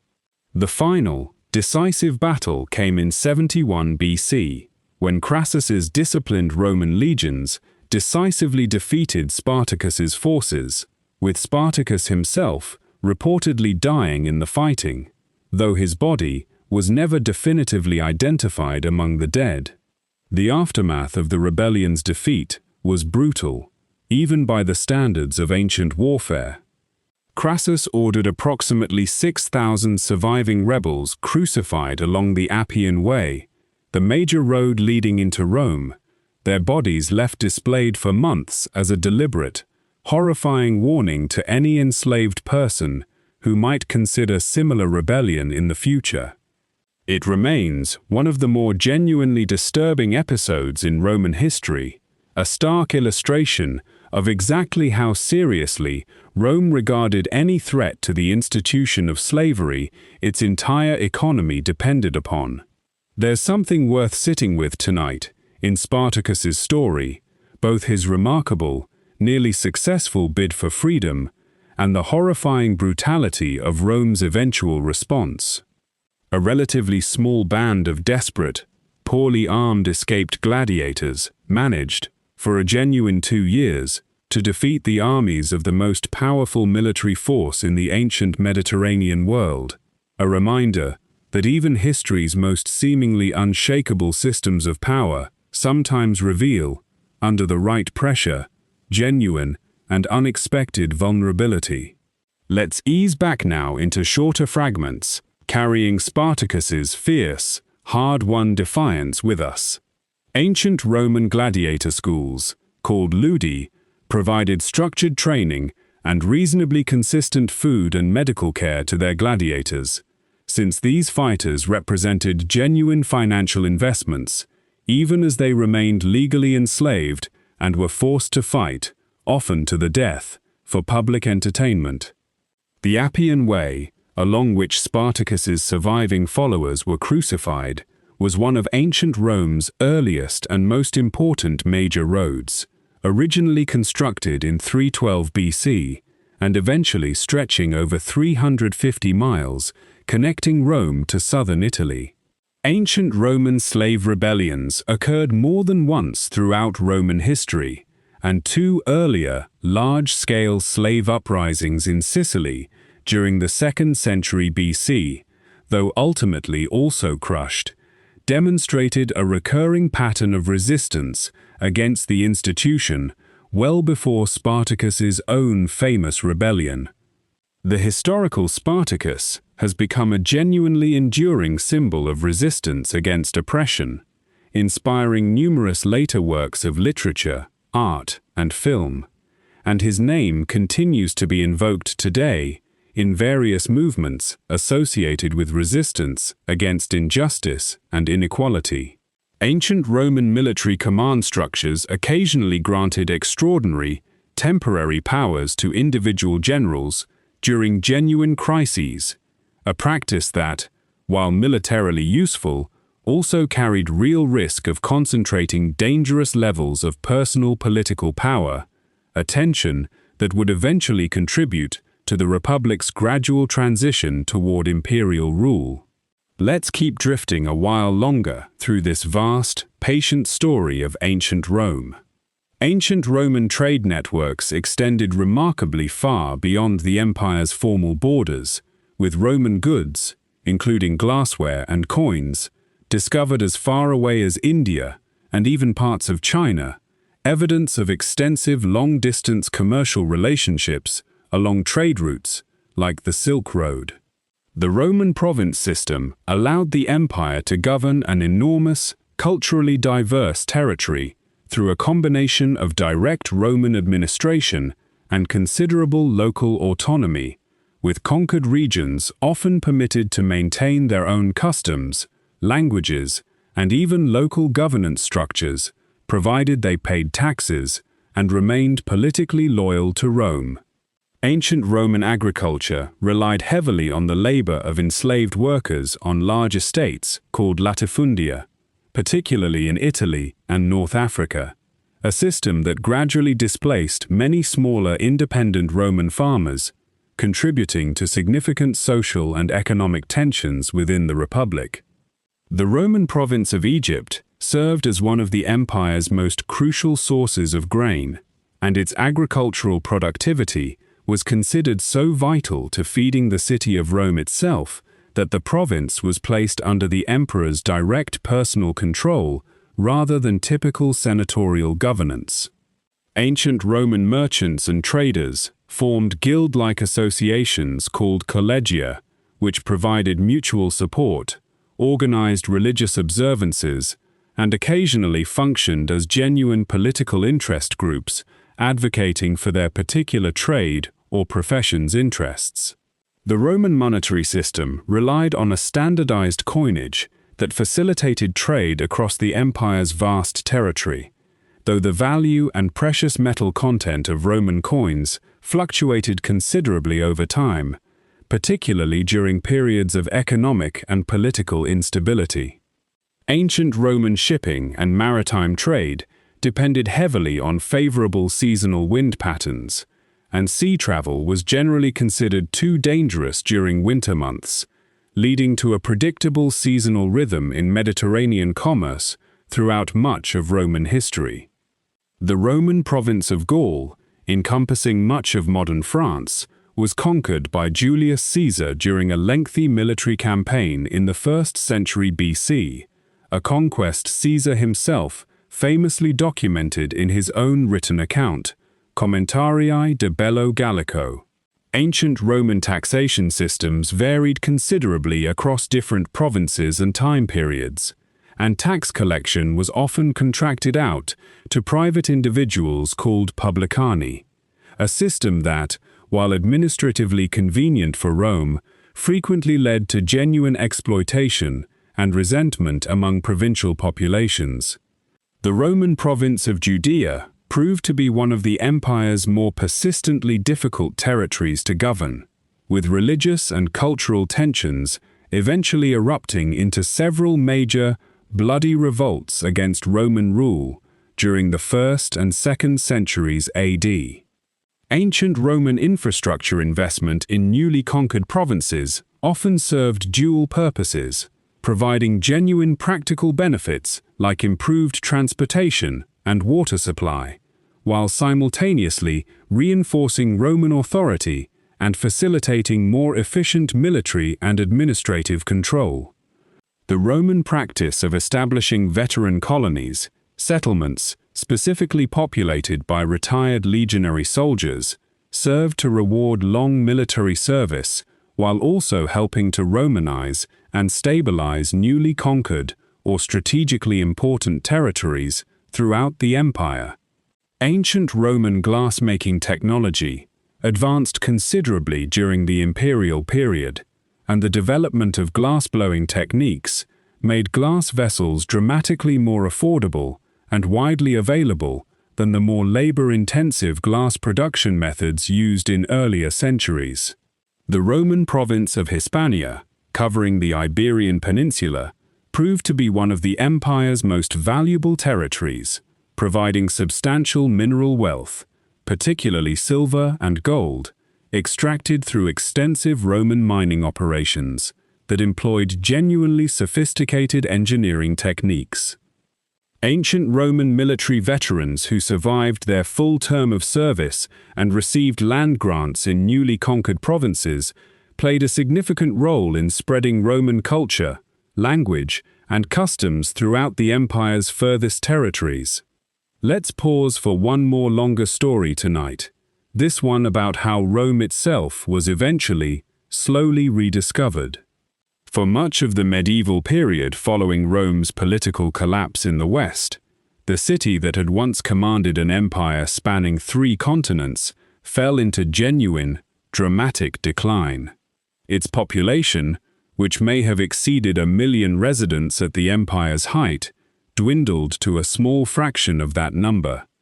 Once magnificent public buildings, no longer maintained by any functioning imperial government, were gradually stripped of their valuable marble and metal fittings, repurposed for new construction, or simply left to crumble, slowly being buried beneath centuries of accumulated debris, dirt, and forgotten memory.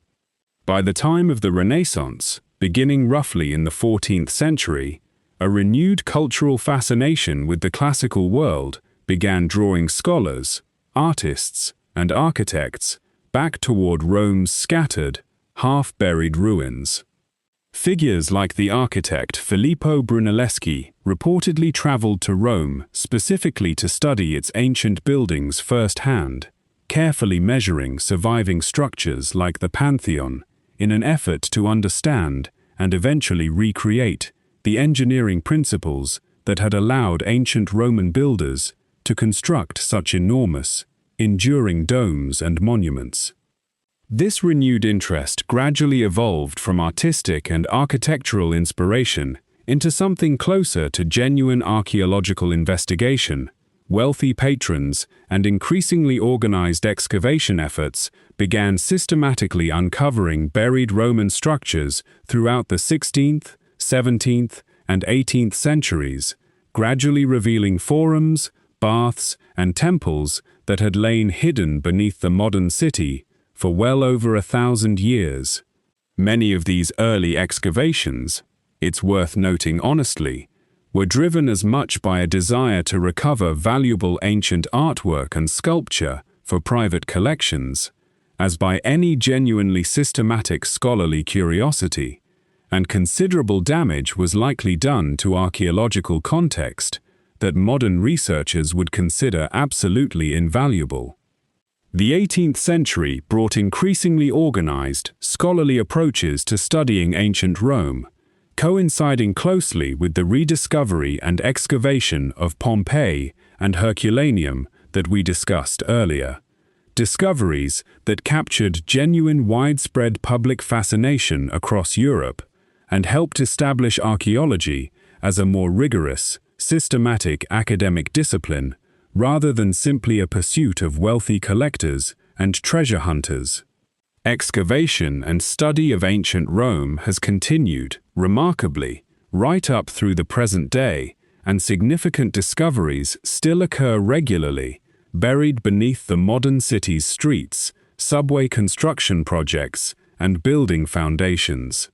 Rome, in a very real sense, exists today as two overlapping cities, one modern and bustling, the other ancient and buried, the two layers constantly unavoidably intersecting every time a new construction project breaks ground anywhere within the historic city center. There's something worth sitting with tonight, in this long, slow process of rediscovery.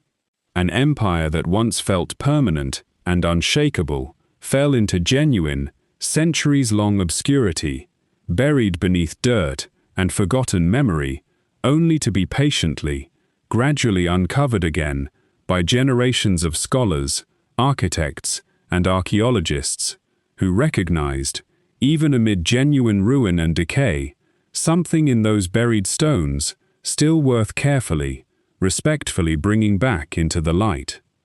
Let's ease back now into shorter fragments, carrying this long, patient story of rediscovery with us.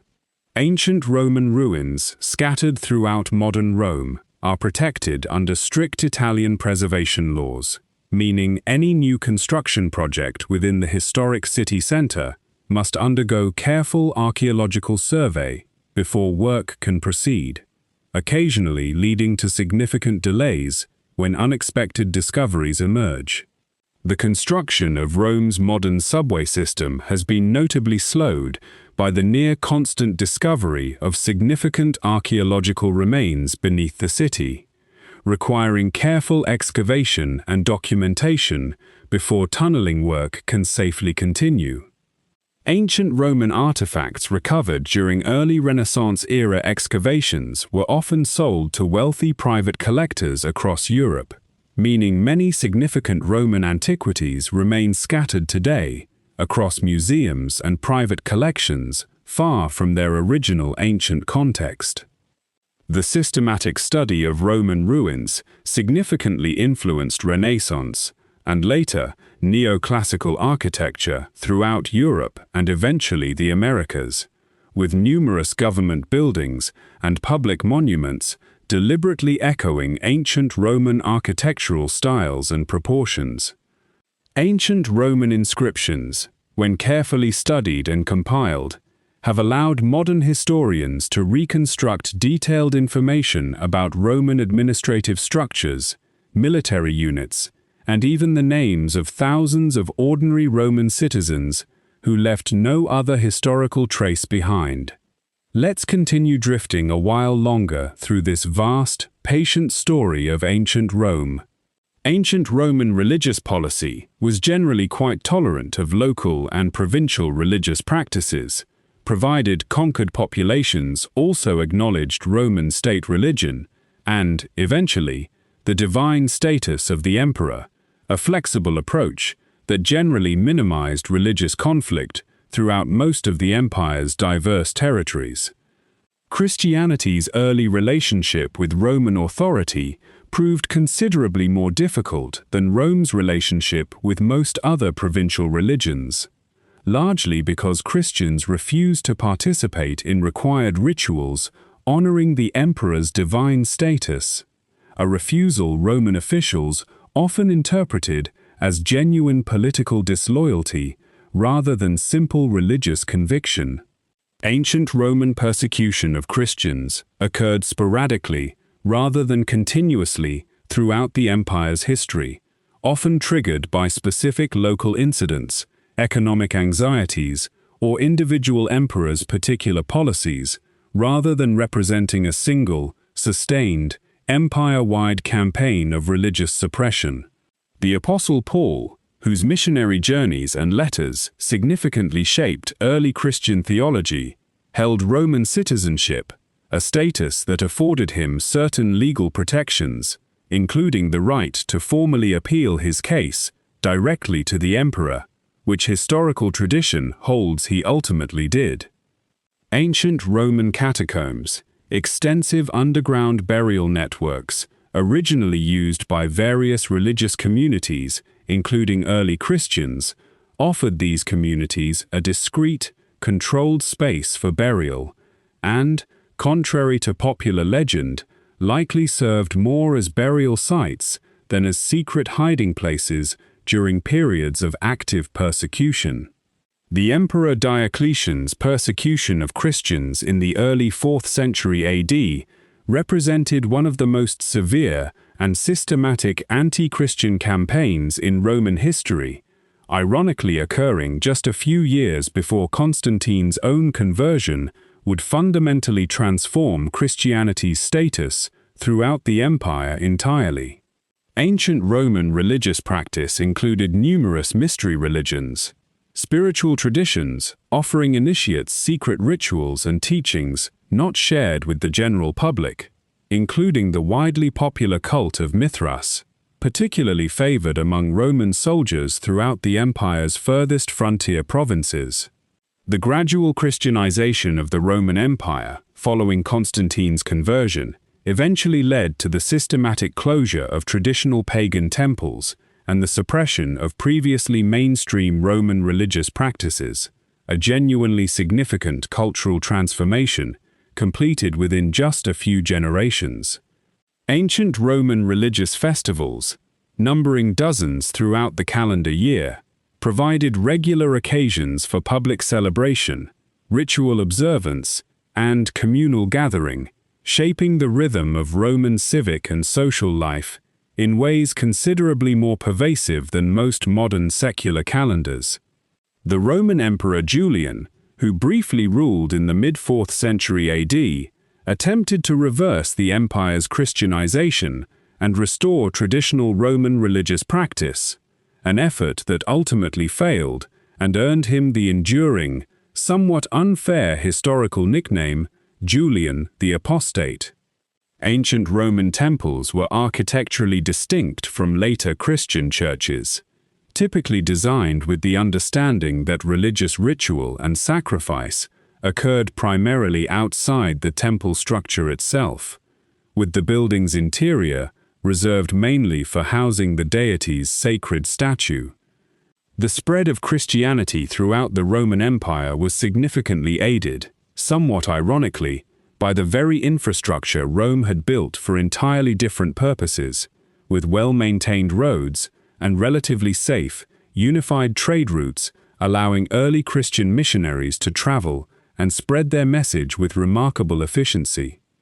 Ancient Roman religious syncretism, the blending of different religious traditions and deities, was genuinely common throughout the empire's diverse territories, with local gods frequently becoming associated or merged with equivalent Roman deities as cultures increasingly intermingled. The Edict of Milan, issued jointly by Constantine and his eastern co-emperor Licinius in 313 AD, formally established religious tolerance throughout the Roman Empire, ending official persecution of Christians and setting the stage for Christianity's eventual, rapid rise to religious dominance. Ancient Roman religious authority was closely intertwined with political power, and the emperor himself held the title Pontifex Maximus, chief priest of Roman state religion,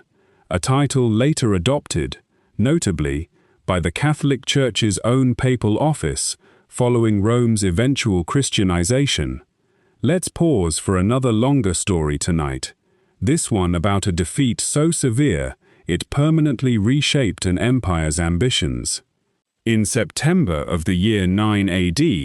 deep within the dense forests of Germania, 3 entire Roman legions, along with auxiliary troops and camp followers, totaling somewhere between 15 and 20,000 people, were marching under the command of a Roman governor named Publius Quinctilius Varus.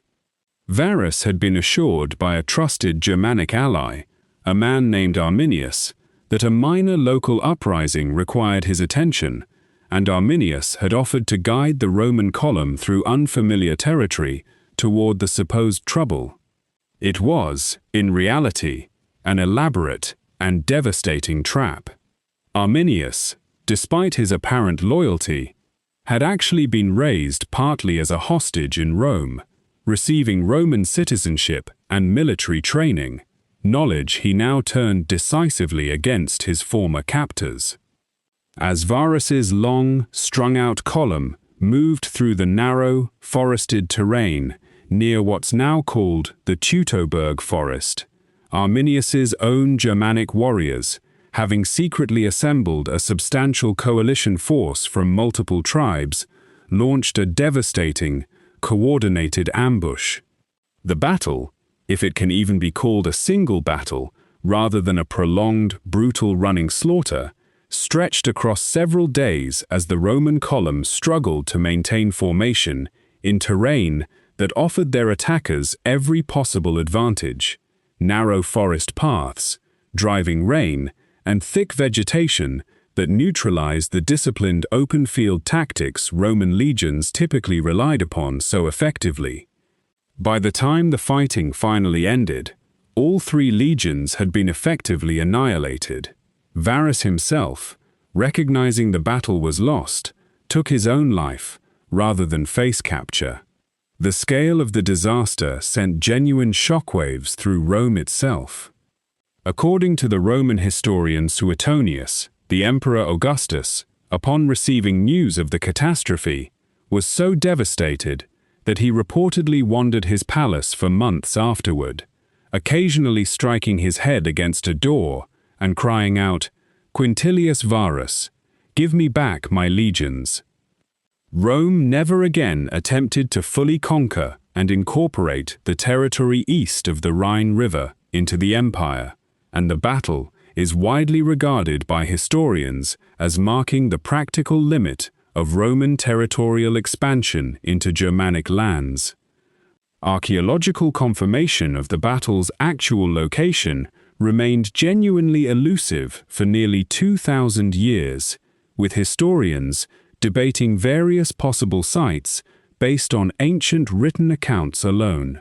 It wasn't until the 1980s and 1990s that a British archaeologist, using metal detectors to survey a site near Kalkriese, Germany, began uncovering Roman military equipment, coins, and other artifacts in a pattern and concentration strongly suggesting this was indeed the actual location of the ancient disaster, finally providing physical, tangible confirmation of a battle that had shaped Roman policy for centuries, based on written accounts alone.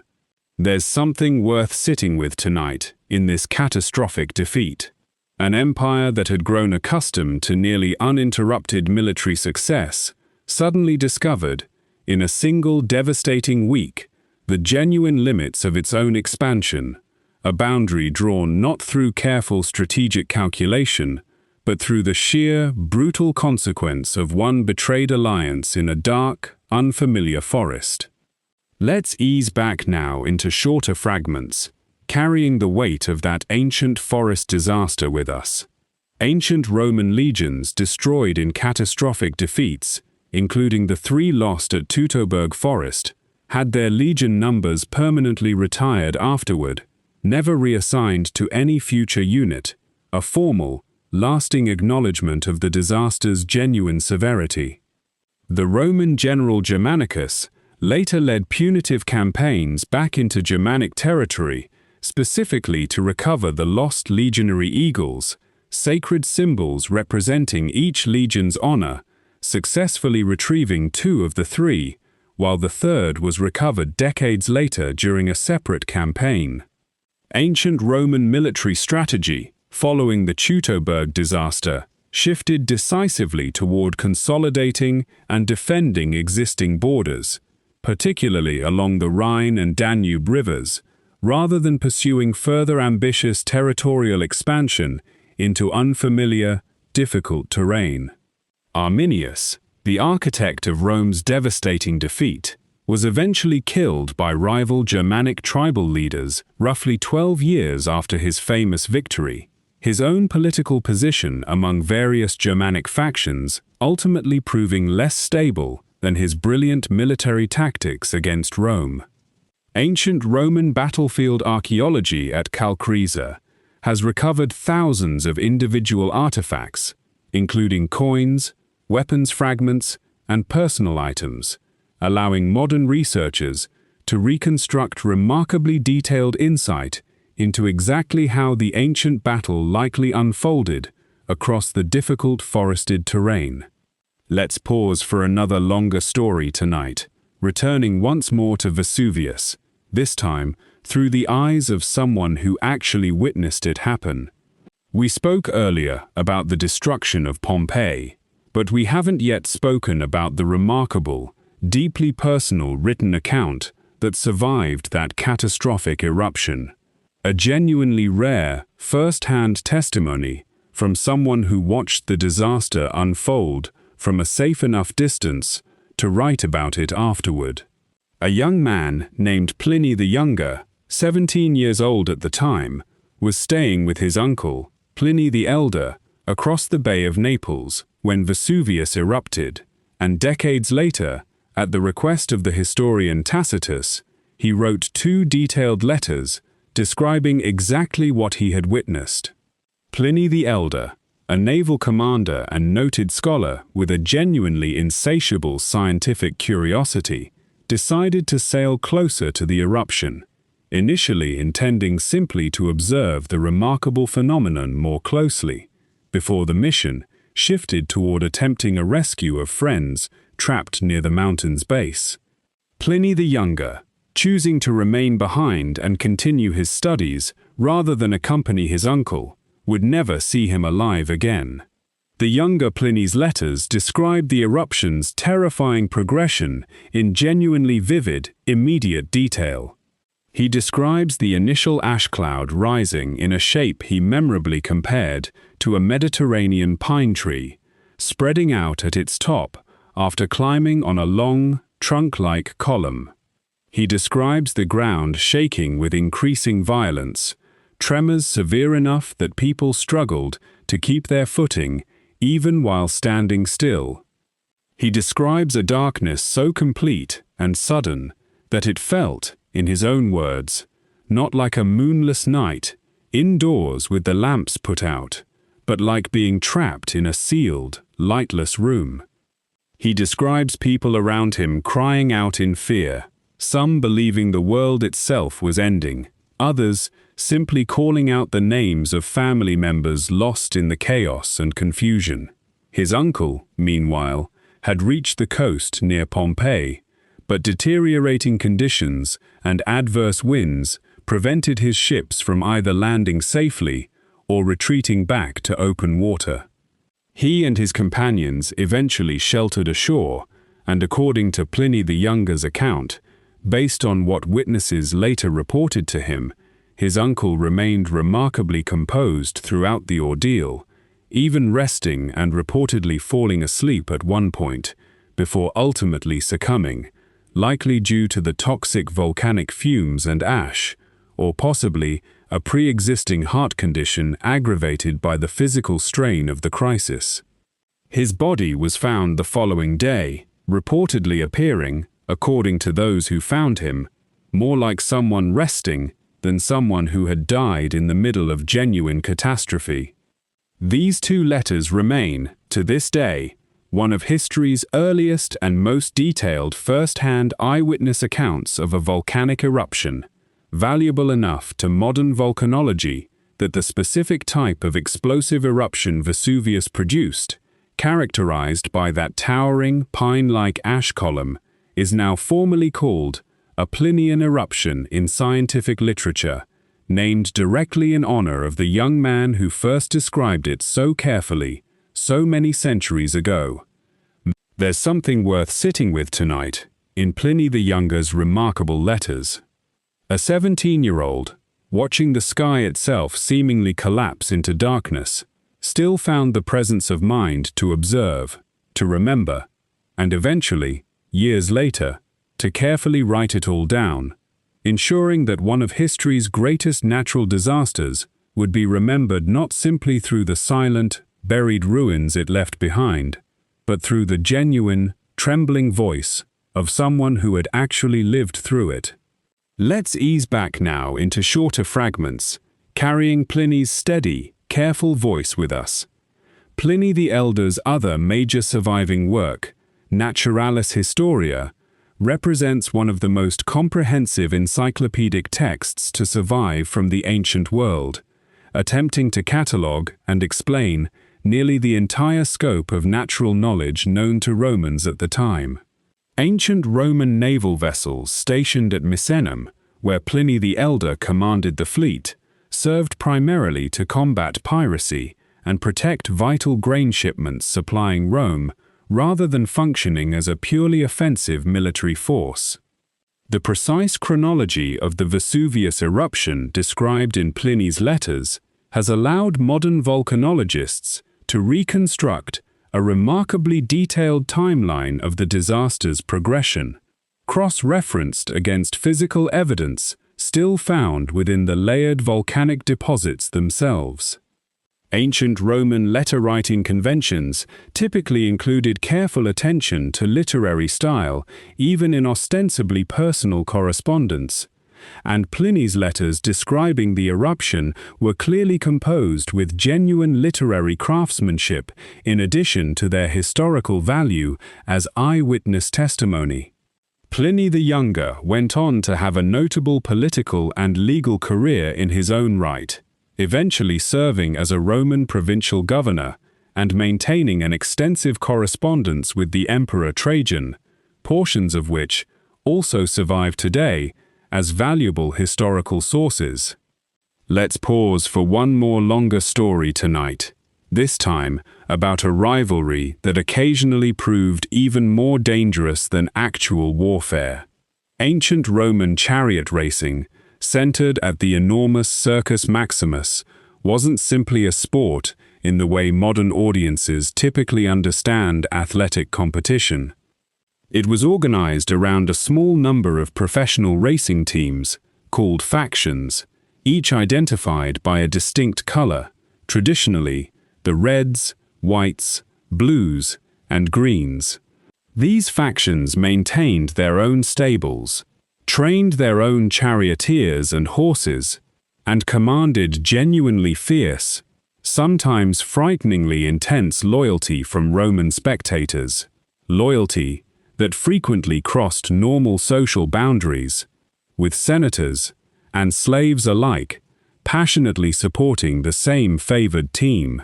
By the later Roman and subsequent Byzantine periods, the blues and greens had emerged as the two dominant, most fiercely competitive factions, their rivalry extending well beyond the racetrack itself into genuine social and occasionally even political identity. Support for a particular racing color could align, loosely but genuinely, with broader social, religious, or political leanings, transforming what began as simple athletic competition into something considerably closer to organized, deeply entrenched tribal loyalty. This intense rivalry reached its most catastrophic expression not in Rome itself, but in Constantinople, the eastern capital, during the reign of the Byzantine Emperor Justinian in 532 AD, an event historians now call the Nika riots. What began as ordinary tension between blue and green faction supporters compounded by broader public anger over taxation and unpopular officials, escalated with genuinely alarming speed. Rioters, chanting Nika, meaning win or conquer, united both rival factions in unprecedented, temporary alliance against the emperor himself, setting fire to significant portions of the city and very nearly forcing Justinian to flee his own capital entirely. According to the historian Procopius, it was Justinian's wife, the Empress Theodora, herself, a former actress and performer of genuinely humble origins, who convinced her husband to remain and fight rather than flee, reportedly declaring that the imperial purple made a fine burial shroud, a striking, defiant statement suggesting she would rather die as empress than live in humiliated exile. Justinian's forces, under the command of his skilled general Belisarius, ultimately trapped and massacred the rioting crowd within the hippodrome itself, with ancient accounts suggesting a death toll reaching into the tens of thousands, a horrifyingly severe response, even by the standards of the ancient world, to what had begun as sports fan rivalry. There's something worth sitting with tonight in this strange, violent story, a reminder that the passionate, sometimes irrational loyalty people feel towards sporting teams and colors isn't a purely modern phenomenon at all, but something genuinely ancient, capable, under the right pressure, of erupting into consequences far beyond anything happening on the actual track or field itself.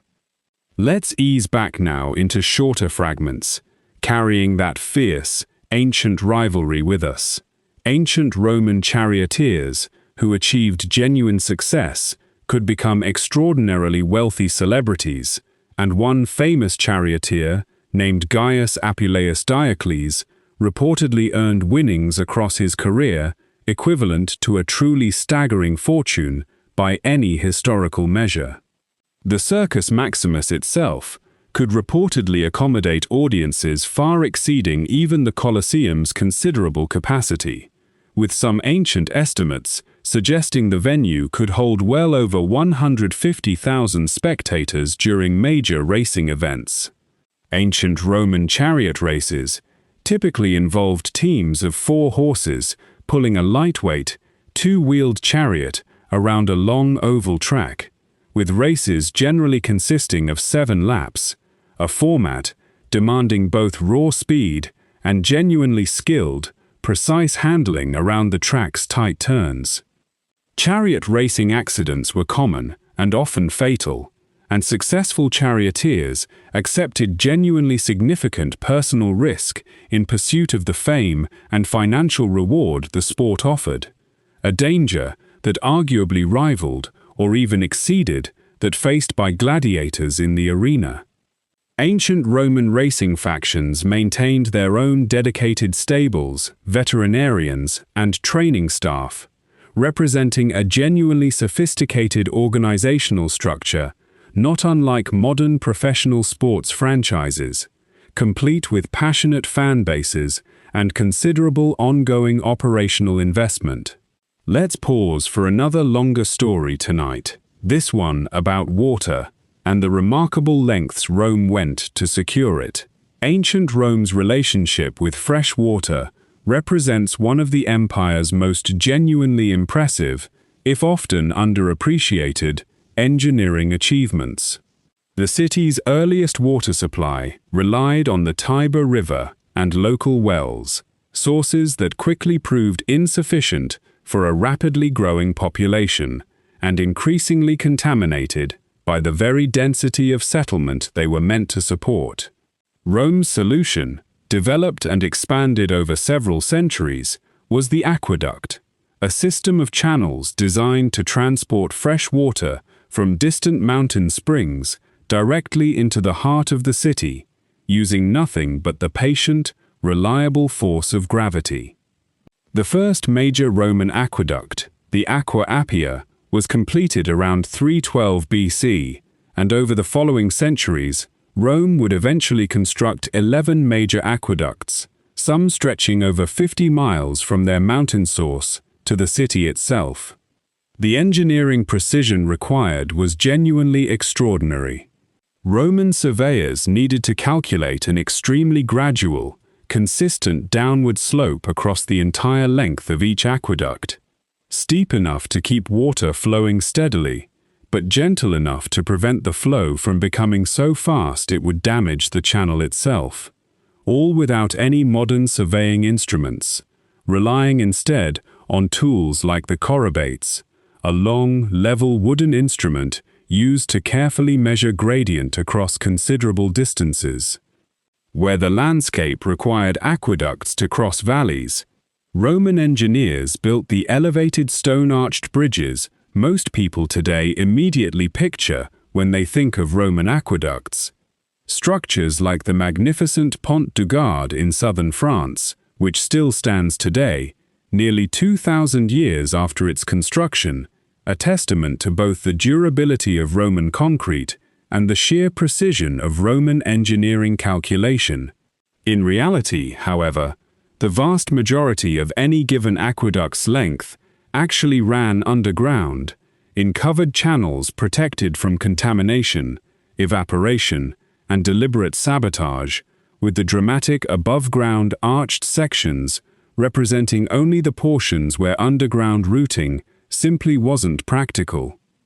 Once water reached the city, it was distributed through an extensive network of lead and terracotta pipes to public fountains, bathhouses, and, for wealthier residents willing to pay additional fees, private homes.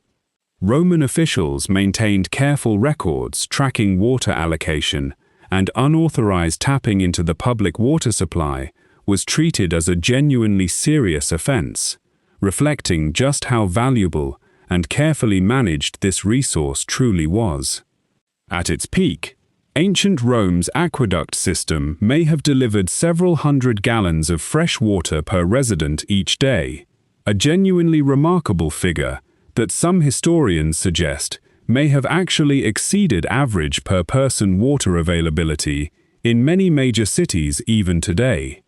The maintenance of this system required a dedicated, ongoing bureaucratic effort, and Rome appointed officials called curatores aquarum, specifically tasked with overseeing the aqueduct's operation and repair. One such official, Sextus Julius Frontinus, writing in the 1st century AD, produced a detailed technical treatise on the aqueduct system's operation and history, a text that survives today as one of our most valuable primary sources for understanding exactly how this remarkable ancient infrastructure actually functioned. There's something worth sitting with tonight in Rome's patient, extraordinary relationship with water. An entire civilization dedicated genuine, sustained engineering brilliance, not toward conquest or monument, but toward something as fundamentally simple and essential as making sure fresh water reliably reached the mouths and hands of ordinary people, a quiet, flowing thread of care running beneath every other more dramatic story we've shared with you tonight. Let's ease back now into shorter fragments, carrying the quiet, steady flow of Rome's ancient water with us. Ancient Roman lead water pipes, despite modern concerns about lead toxicity, likely posed less severe health risks than sometimes assumed, since mineral deposits from the water itself typically coated pipe interiors relatively quickly, creating a protective barrier limiting direct lead contact with flowing water. The Aqua Claudia, one of ancient Rome's largest aqueducts, took over 14 years to complete and, at its most elevated sections, carried water across arched channels rising nearly 100 feet above the surrounding landscape. Ancient Roman aqueduct maintenance crews included specialized workers trained specifically to clear mineral buildup from channel interiors, a genuine, ongoing challenge given the calcium-rich water sources many Roman aqueducts drew from. Roman public fountains fed by the aqueduct system provided free access to fresh water for ordinary citizens throughout the city, representing a genuinely significant public health and quality of life benefit available even to Rome's poorest residents. Ancient Roman engineers occasionally used inverted siphon systems, sealed pipes that could carry water down into a valley and back up the other side using pressure alone, when building an elevated bridge crossing simply wasn't practical for a particular stretch of difficult terrain. Let's pause for one more longer story tonight, the story of a single decision that permanently changed the meaning of an ordinary phrase. By 49 BC, Julius Caesar had spent nearly a decade conquering Gaul, an extraordinarily successful military campaign that had made him enormously wealthy, popular with his soldiers, and, increasingly, a genuine political threat to rivals back in Rome, particularly his former ally turned bitter opponent, Pompey the Great. The Roman Senate, dominated by Caesar's political enemies, eventually ordered him to disband his army and return to Rome as a private citizen, stripped of military command, a demand Caesar understood, with good reason, would leave him politically vulnerable to prosecution and likely permanent ruin at his rival's hands. Roman law strictly forbade any general from bringing an army under his command across the Rubicon River, a modest waterway marking the formal boundary between the province of Cisalpine Gaul, where Caesar held legitimate military authority, and Italy proper, where only the Senate and its designated forces were permitted to bear arms. Crossing that river with his legions intact would constitute an unmistakable act of civil war against the Roman Republic itself. According to ancient accounts, Caesar hesitated at the river's edge, genuinely weighing the enormous consequences of the decision before him. The historian Suetonius records Caesar reportedly declaring, "Alea iacta est," the die is cast, before finally leading his 13th legion across the shallow river and directly into Italy, an irreversible act that would trigger a devastating civil war, ultimately deciding the fate of the entire Roman Republic.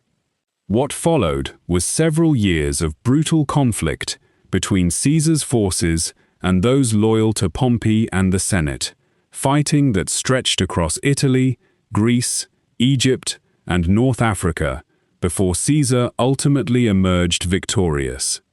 Pompey himself, fleeing to Egypt following his decisive defeat at the Battle of Pharsalus, was betrayed and assassinated by Egyptian officials, hoping to curry favor with the victorious Caesar, a brutal end that reportedly genuinely horrified Caesar when he arrived shortly afterward, expecting to negotiate rather than receive his rival's severed head as a supposed gift. Caesar's subsequent rule as dictator brought genuine, significant reform to Roman governance, including the calendar reform we mentioned earlier, expanded citizenship for various provincial populations, and ambitious public building projects. But his accumulation of personal power and genuine fear among many senators that he intended to formally declare himself king, a title Romans had despised since the overthrow of their own monarchy centuries earlier, ultimately led directly to the conspiracy and assassination we discussed at the very beginning of tonight's journey. There's something worth sitting with tonight in Caesar's fateful decision at that unremarkable river crossing. A boundary that, under ordinary circumstances, would have meant nothing more than an unremarkable stretch of shallow water, became, through one man's deliberate choice, the exact dividing line between republic and empire, between one form of Roman government and another that would persist, in various forms, for centuries afterward. Sometimes history's largest transformations really do turn on decisions made in a single, genuinely uncertain moment, standing at the edge of something that can never be fully undone. Let's ease back now into shorter fragments, carrying the weight of that crossed river with us.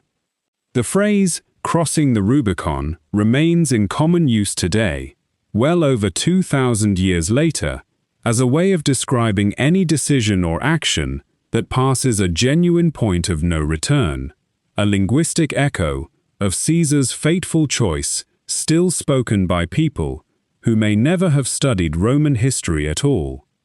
Ancient Roman civil wars, including the conflict between Caesar and Pompey, were genuinely devastating for the Republic's political institutions,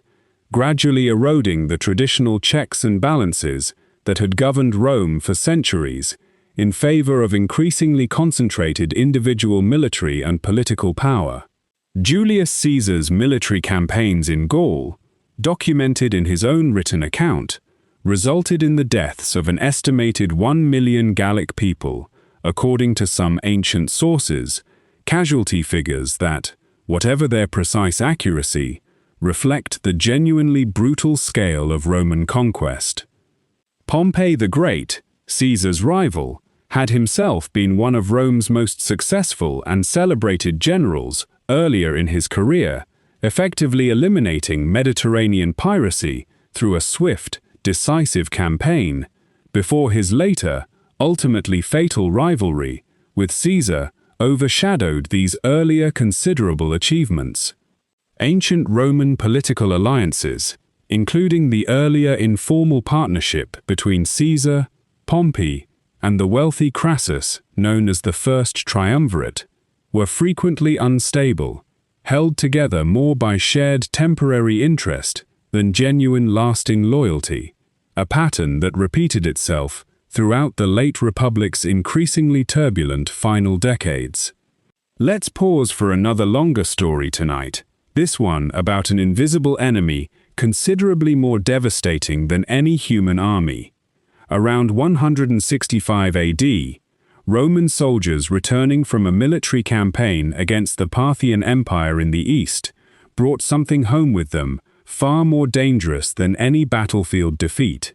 a devastating disease historians now call the Antonine Plague, likely an early outbreak of smallpox or a closely related illness. What followed was one of the most catastrophic epidemics the ancient Mediterranean world had ever experienced, spreading rapidly along the very trade routes and military roads that had once represented Rome's greatest infrastructural achievements. The plague's impact proved genuinely devastating, and ancient sources describe death tolls so severe that normal burial practices in some regions simply collapsed under the sheer volume of the dead, with mass graves becoming a grim, unavoidable necessity. Modern historians estimate the epidemic may have ultimately killed somewhere between 5 and 10 million people across the empire, a staggering toll that likely represented somewhere between 1/10 and 1/4 of the entire Roman Empire's total population at the time. The plague struck at a particularly consequential moment in Roman history, during the reign of the philosopher-emperor Marcus Aurelius, whose personal reflections we mentioned earlier tonight. Aurelius himself spent much of his reign personally leading military campaigns along the empire's northern frontier, campaigns significantly complicated and weakened by the ongoing epidemic, thinning the ranks of his own legions, even as he faced increasing pressure from Germanic tribes along the Danube frontier. Some historians believe Marcus Aurelius himself may have ultimately succumbed to the very plague that had shaped so much of his difficult, embattled reign, dying in 100 AD while still on campaign. The epidemic's broader consequences extended well beyond its immediate, devastating death toll. The significant loss of agricultural workers led to reduced food production in various regions. Military recruitment became genuinely more difficult as the population available for legionary service shrank considerably. And the general economic and administrative disruption caused by such a catastrophic, sustained loss of life likely contributed to broader challenges the empire would continue facing throughout the subsequent decades. some historians arguing the plague represents an early, significant contributing factor in Rome's long, gradual decline, though certainly not the sole cause of that eventual, much later collapse.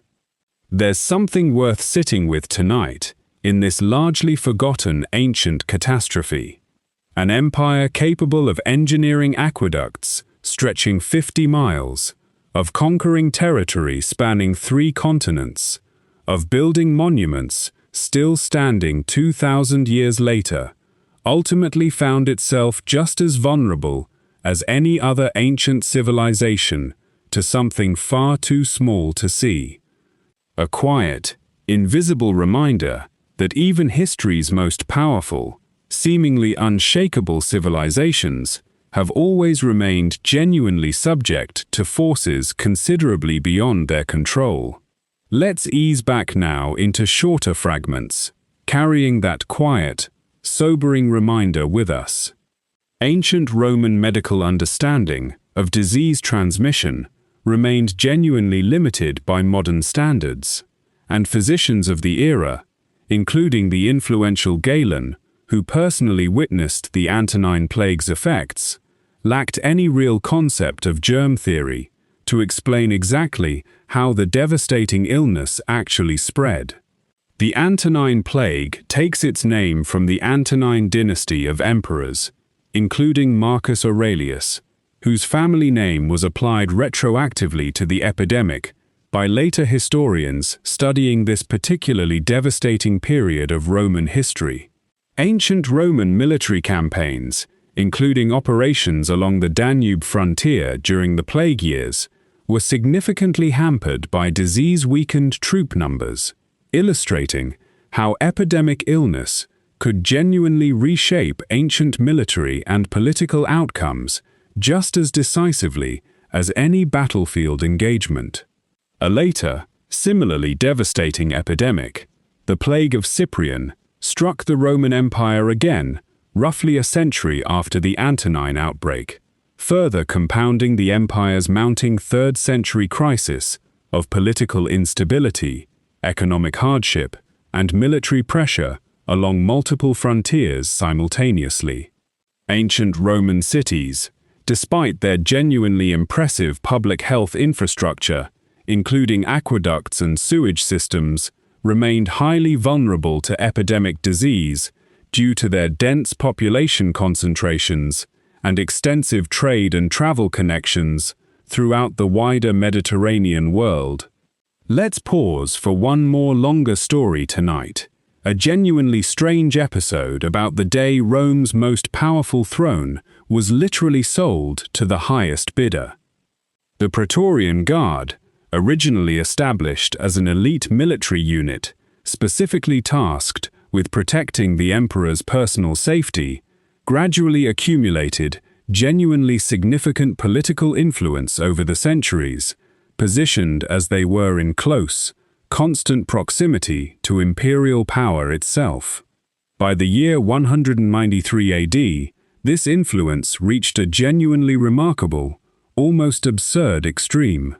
The Emperor Commodus, whose chaotic and increasingly erratic reign we touched on earlier, was assassinated at the end of 192 AD, and his hastily chosen successor, Pertinax, attempted genuine, meaningful reform, including efforts to rein in the Praetorian Guard's excessive privileges and enforce stricter military discipline.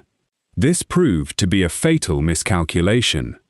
After ruling for less than 3 months, Pertinax was murdered by disgruntled Praetorian Guardsmen themselves, furious at his attempts to curtail their considerable accumulated power and privilege.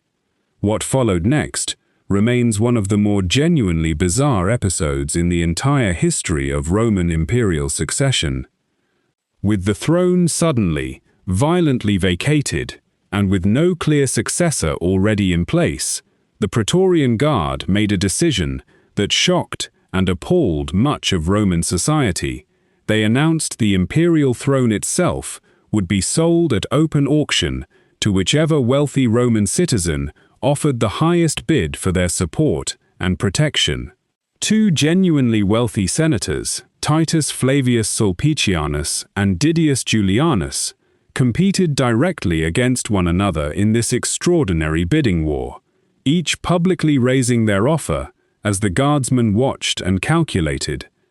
Didius Julianus ultimately won, reportedly promising each Praetorian guardsman a payment equivalent to a genuinely enormous personal fortune, securing his elevation to emperor through nothing more than sheer, calculated financial excess rather than any legitimate claim, military achievement, or public support.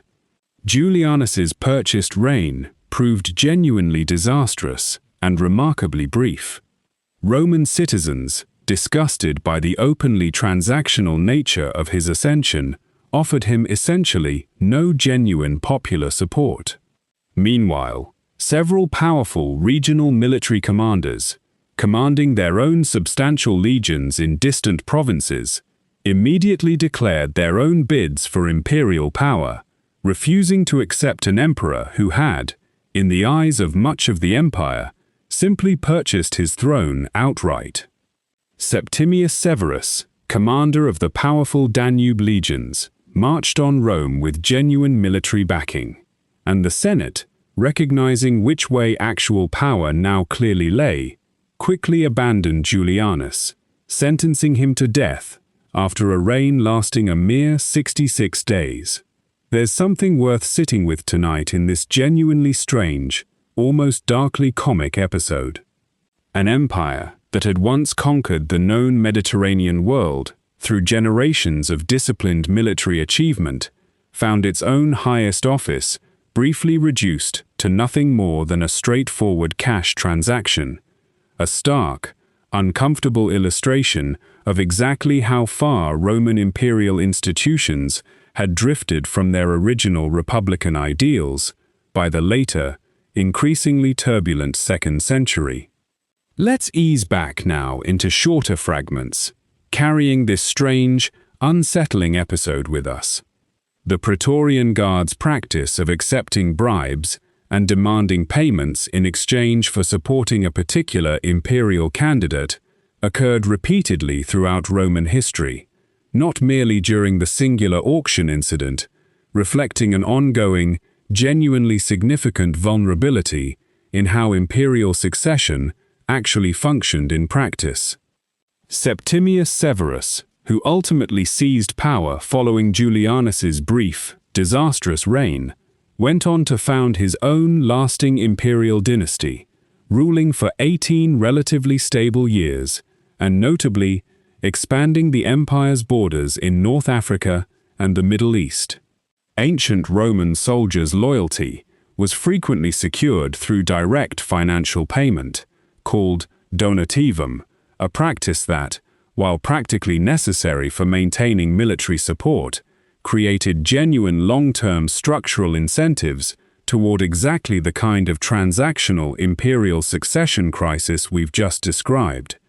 The Praetorian Guard was eventually disbanded entirely by the Emperor Constantine in the early 4th century AD, following their support for a rival claimant during Constantine's own path to consolidated imperial power, finally ending this particular unit's centuries-long history of outsized political influence. Ancient Roman imperial succession, throughout much of the empire's history, lacked any single, universally agreed-upon formal process, relying instead on a genuinely unstable combination of hereditary claim, Senate approval, and, as we've seen, sometimes simply whichever candidate could secure the most immediate, practical military and financial support. Let's pause for another longer story tonight, this one carved permanently into a single, towering column of marble. Standing in Rome today, rising nearly 126 feet into the sky, is a monument unlike almost any other surviving from the ancient world. Trajan's Column, completed in 1113 AD, features a continuous spiral relief carving wrapping around its entire surface, stretching, if unrolled, to a length of roughly 625 feet, depicting in remarkable, continuous, almost comic book-like detail the Emperor Trajan's two military campaigns against the Kingdom of Dacia in what is now Romania. Trajan, whose reign we mentioned earlier as marking the Roman Empire's greatest territorial extent, undertook these campaigns partly for genuine strategic reasons. Dacia's raids and resistance had long troubled Rome's Danube frontier, and partly, ancient sources suggest, for Dacia's considerable mineral wealth, particularly gold, which Trajan's ultimately successful conquest brought flooding into Roman treasuries, funding many of the empire's subsequent building projects, including, with a certain fitting irony, the very column commemorating the campaign that had paid for it. The column's carved relief offers modern historians an extraordinarily detailed, if carefully curated, visual record of Roman military campaigning, showing legionaries building fortifications, crossing rivers via specially constructed pontoon bridges, and engaging Dacian forces in combat, alongside more mundane but equally valuable details: soldiers cooking meals, tending to the wounded, and constructing the very camps that Roman legions, as we discussed earlier, built fresh nearly every single night while on campaign. Over 2,500 individual human figures appear across the column's spiraling narrative, an artistic and logistical achievement that required genuinely sophisticated planning to design and execute. The Dacian campaigns themselves proved genuinely brutal and hard-fought. Dacia's king, Decebalus, proved a formidable and resourceful opponent, and the first Roman campaign, though ultimately successful, required considerable military effort before securing a negotiated peace. When Decebalus subsequently violated the terms of that peace, Trajan launched a second, even more decisive campaign, ultimately conquering Dacia outright and transforming it into a Roman province. Decebalus himself, facing certain capture, took his own life rather than be paraded through Rome as a defeated captive, a scene the column itself depicts in genuinely striking, dramatic detail near its climactic final sections. Trajan's column survived the centuries remarkably well, in part because later Christian authorities, rather than destroying the clearly pagan Roman monument, instead topped it with a statue of Saint Peter in the 16th century, a practical, protective gesture that likely helped ensure the column's continued preservation through periods when many other ancient Roman monuments were being stripped for building material or simply left to decay. There's something worth sitting with tonight in this towering, spiraling monument. An emperor's military triumph and the brutal, genuinely difficult war that made it possible is still visible today, carved in careful, patient stone detail, nearly 2,000 years later, a permanent, physical record of a conflict that reshaped an entire region's history, still standing quietly in the middle of a modern city that has, in so many other ways, moved on entirely from the empire that built it. Let's ease back now into shorter fragments, carrying that towering, spiraling monument with us. Ancient Roman triumphal columns like Trajan's were typically hollow, containing an internal spiral staircase, allowing visitors to climb to a viewing platform near the top, a design feature that made the monument genuinely interactive rather than purely a static, external display.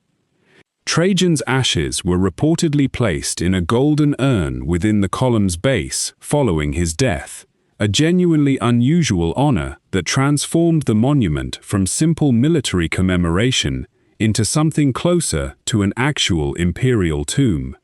Ancient Roman relief carving techniques used on monuments like Trajan's column required considerable advance planning, since sculptors needed to carve directly into the assembled column drums after they had already been stacked into place, leaving little room for significant error or revision. The conquest of Dacia represented one of the last major territorial expansions of the Roman Empire, and the province's mineral wealth, particularly its gold mines, made it an economically significant, if ultimately temporary, addition to Roman territory before it was eventually abandoned during the empire's later, more defensive 3rd century period. Ancient Roman military campaigns, depicted on Trajan's column, deliberately emphasize Roman engineering and discipline alongside combat itself, reflecting a genuine cultural value placed on the practical, organizational aspects of warfare, not simply battlefield heroics alone. Let's pause for one more longer story tonight, about the women whose influence shaped Rome's imperial throne from just behind it. Roman women, as we discussed earlier, could not vote, hold public office, or command armies. Formal political power remained entirely closed to them by law and custom alike. And yet, across the history of the early Roman Empire, several extraordinarily capable women found ways to wield genuine, significant influence over imperial politics, operating through relationships, reputation, and careful, patient political maneuvering rather than any formal title. Livia Drusilla, wife of the Emperor Augustus for over 50 years, stands as perhaps the most consequential of these women. Ancient sources describe her as Augustus's closest political confidant and advisor throughout his reign, and modern historians generally agree her influence over Roman politics was genuine and considerable, even though it left comparatively little direct trace in Rome's official, male-authored historical record. Livia's own son from a previous marriage, Tiberius, would eventually become Augustus's successor, a succession Livia herself is widely believed to have carefully, patiently engineered across decades of careful political positioning, ensuring her own bloodline would ultimately inherit the throne, despite Augustus having no surviving biological sons of his own. Ancient historians writing after Livia's death, including Tacitus, were often considerably less generous in their portrayal, suggesting, without ever offering definitive proof, that Livia may have been involved in eliminating potential rivals to her son's succession through poison and other underhanded means. Modern historians remain genuinely divided on how much credence these accusations deserve, noting that powerful women in ancient Roman historical writing were frequently portrayed with particular suspicion and hostility, their genuine political competence often reframed by hostile male historians as sinister manipulation rather than simple, skilled statecraft. A generation later, Agrippina the Younger, great-granddaughter of Augustus himself, pursued imperial influence with even more direct, openly acknowledged ambition. Having married her own uncle, the Emperor Claudius, in a union that required special legal exception to Roman incest laws, Agrippina successfully maneuvered her own son from a previous marriage, the future Emperor Nero, into position as Claudius's heir, ahead of Claudius's own biological son. When Claudius died in 54 AD, reportedly, from poisoned mushrooms that some ancient sources directly attribute to Agrippina herself, her careful, patient positioning paid off completely, and her teenage son ascended to the imperial throne, with Agrippina initially wielding enormous, largely unprecedented influence as Empress Mother. This influence, however, ultimately proved Agrippina's undoing. As Nero grew older and increasingly resentful of his mother's continued, controlling political presence, their relationship deteriorated dramatically. According to ancient accounts, Nero eventually ordered his own mother's assassination in 59 AD, reportedly attempting first to arrange her death through an elaborately staged, sabotaged boat designed to sink or collapse, and when Agrippina survived, this genuinely bizarre assassination attempt by swimming to shore,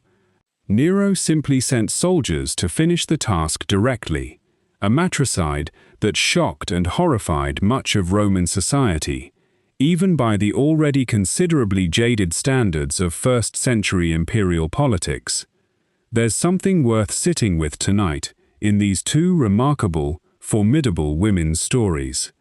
Denied any formal path to power by the rigid structure of Roman law, both Livia and Agrippina nonetheless found ways to shape the very fate of an empire, operating skillfully within genuinely severe constraints. Their real accomplishments and their genuine ruthlessness alike often filtered, in the surviving historical record, through the deep suspicion and hostility of the male historians who alone controlled how their stories would eventually be told. Let's ease back now into shorter fragments, carrying these two formidable women's stories with us.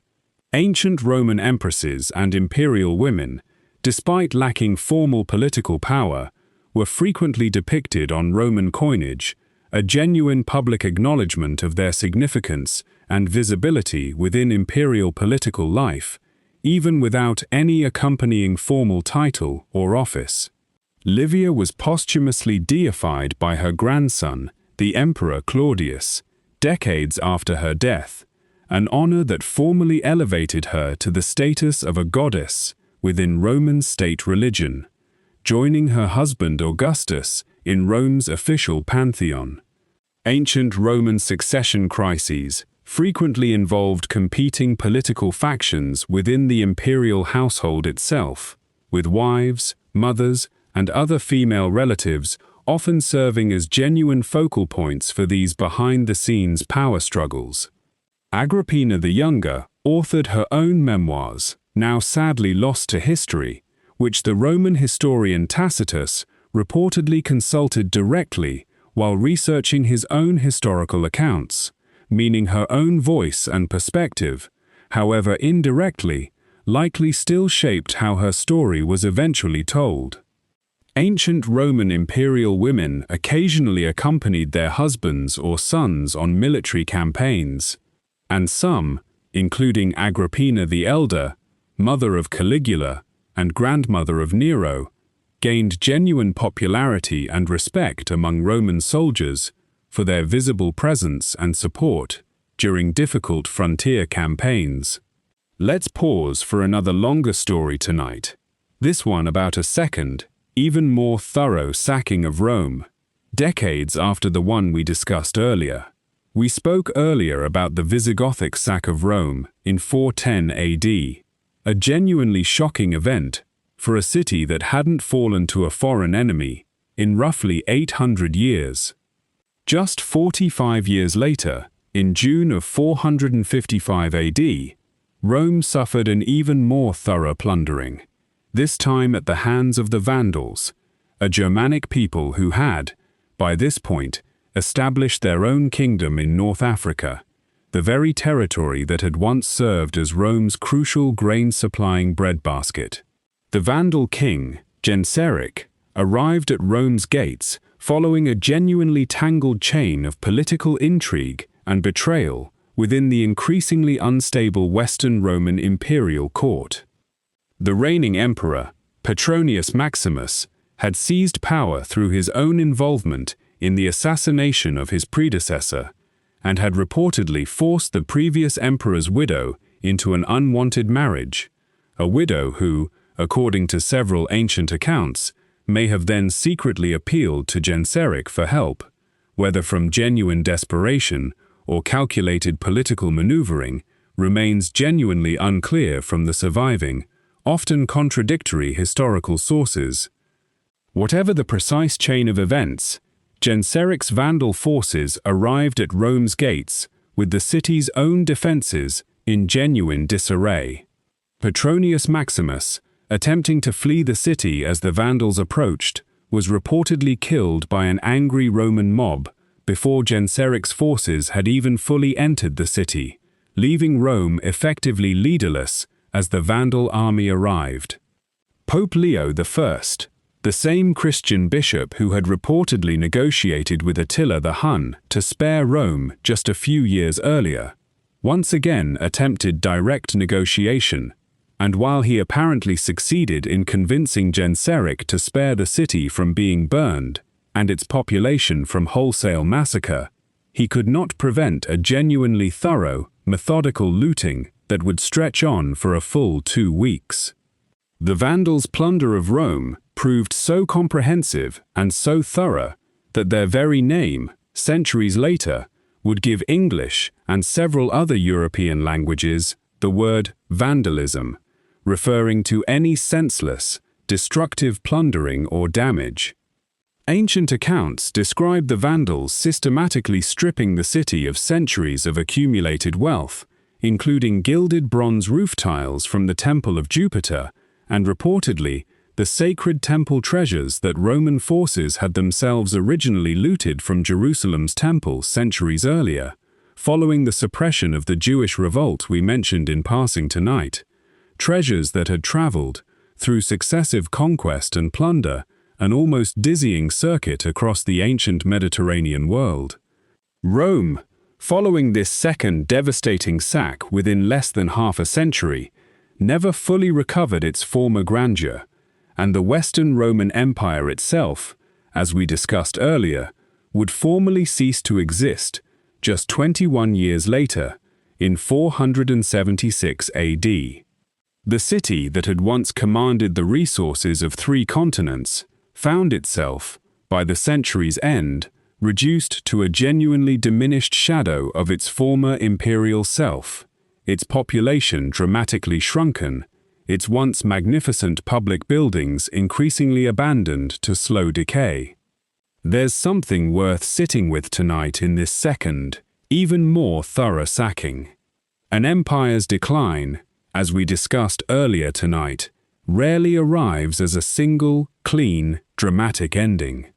It arrives, instead, through repeated blows, each one landing on a structure already weakened by the last, until finally, the accumulated damage simply becomes impossible for even the most stubborn, resilient civilization to fully absorb and recover from. Let's ease back now into shorter fragments, carrying this long, weary story of repeated decline with us. The Vandal Kingdom in North Africa, established by Genseric several decades before the sack of Rome, controlled some of the empire's most agriculturally productive territory, and its loss significantly weakened the Western Roman Empire's already precarious food supply and tax revenue. Ancient Roman naval power had declined considerably by the mid-5th century, leaving the Western Empire genuinely unable to effectively challenge Vandal control of Mediterranean shipping lanes or prevent seaborne raids like the eventual assault on Rome itself.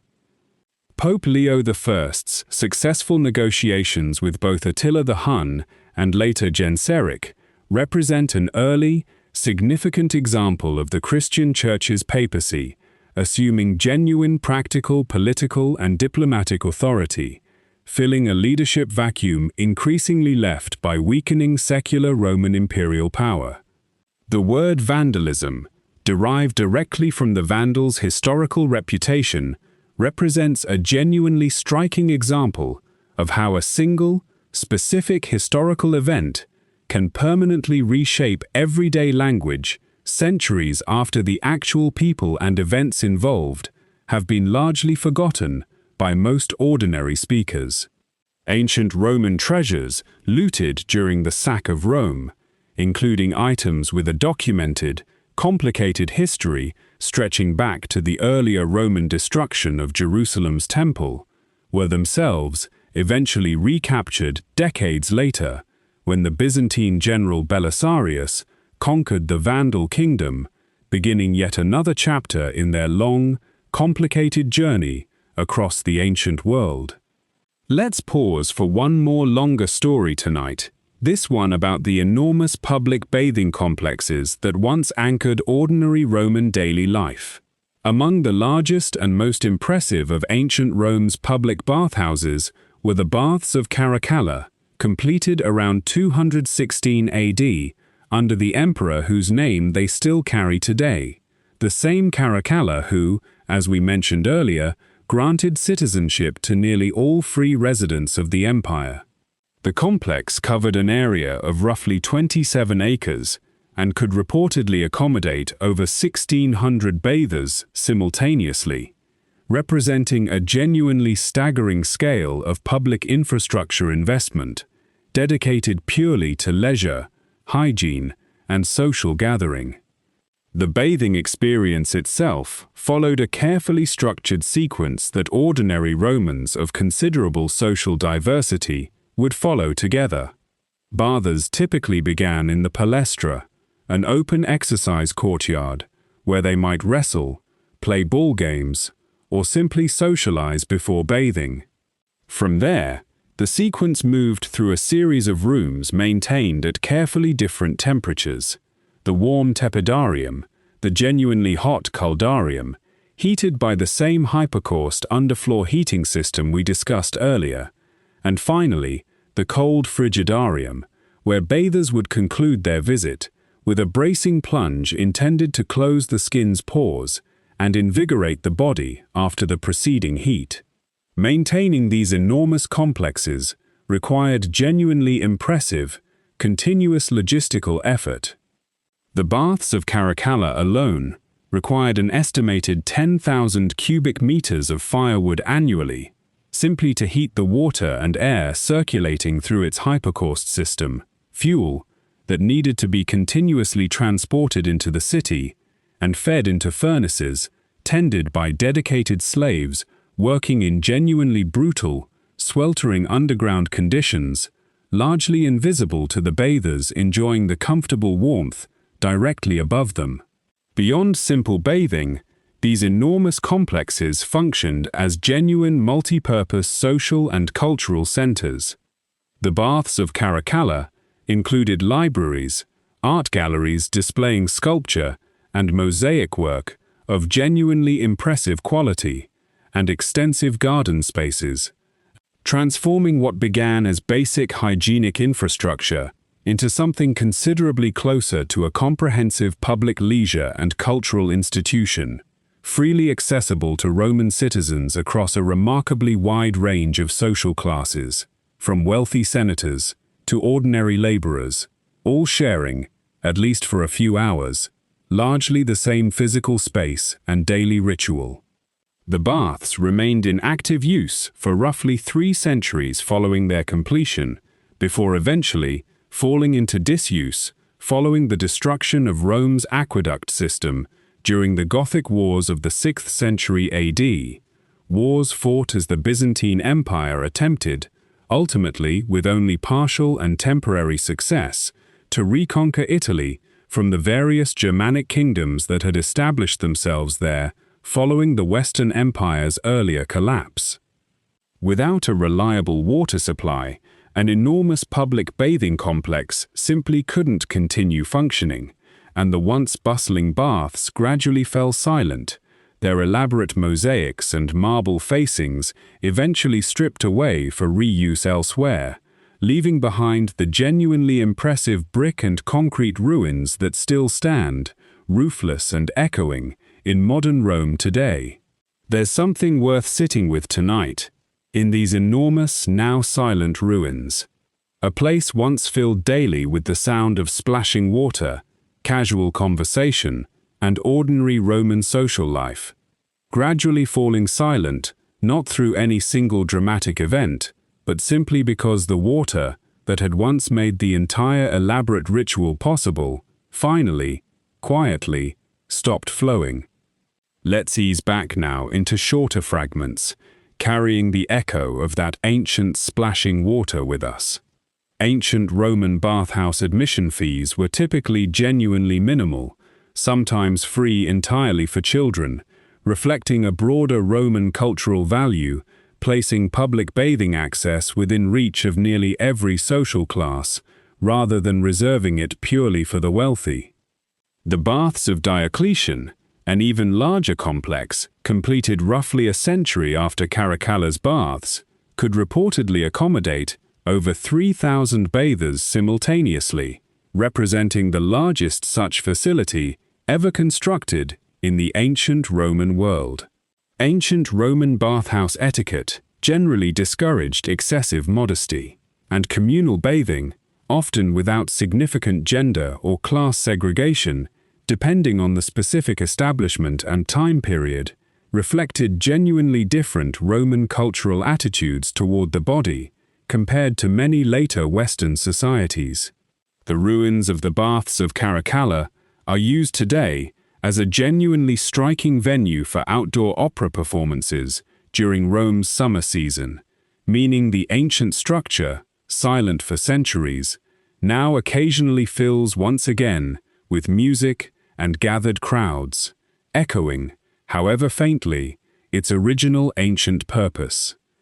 Ancient Roman bath complexes required specialized staff beyond simple furnace tenders, including masseurs, hair pluckers, and attendants who applied and scraped away scented oils using a curved metal tool called a strigil, part of a broader ancient Roman approach to hygiene that relied on oil and scraping rather than soap. Let's pause for another longer story tonight. This one about an emperor who wanted, more than almost anything, to be seen as something other than emperor. We mentioned earlier that the Emperor Commodus scandalized much of Roman society by fighting personally as a gladiator, but the full story behind this genuinely strange episode deserves considerably more attention. Commodus, son of the philosopher-emperor Marcus Aurelius, inherited the throne in 180 AD, following his father's death, and where Marcus Aurelius had been famous for disciplined, dutiful, philosophically grounded rule, his son proved to be something else entirely.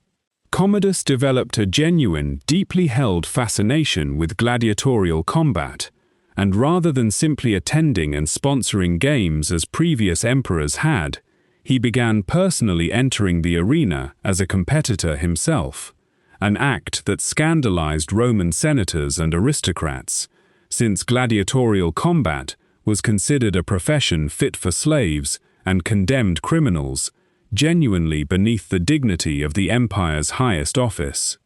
Ancient accounts suggest Commodus fought in the arena hundreds of times, and while these contests were almost certainly carefully staged affairs with minimal genuine risk to the emperor himself, often against poorly armed or deliberately weakened opponents, the sheer spectacle of an emperor personally performing as a gladiator represented a genuinely unprecedented departure from traditional imperial conduct and dignity. Commodus took this identification even further, reportedly renaming the city of Rome itself Colonia Commodiana in his own honor, renaming the months of the calendar after his own various titles, and increasingly styling himself as a living reincarnation of the demigod Hercules, dressing in a lion skin and carrying a club in public appearances, imagery that appeared on coins minted throughout his reign. What had begun as unusual personal enthusiasm gradually shifted into something considerably more alarming to the Roman political establishment: genuine concern about the emperor's mental stability and fitness to rule an empire of such considerable scale and complexity. The financial cost of Commodus's extravagant gladiatorial spectacles, combined with his broader neglect of actual imperial administration, contributed to genuine governmental dysfunction throughout his reign. Ancient sources suggest he grew increasingly paranoid and erratic in his final years, and a conspiracy eventually formed among close members of his own household, including his mistress Marcia, who reportedly first attempted to poison him. When poisoning failed to work quickly enough, the conspirators sent in a professional wrestler named Narcissus, who strangled Commodus to death in his bath on the final night of 192 AD, bringing his chaotic 12-year reign to its violent, and by that point, largely unlamented conclusion. Commodus's death triggered the very succession crisis we discussed earlier, ultimately leading directly to Pertinax's brief reign and the genuinely bizarre Praetorian Guard auction that followed.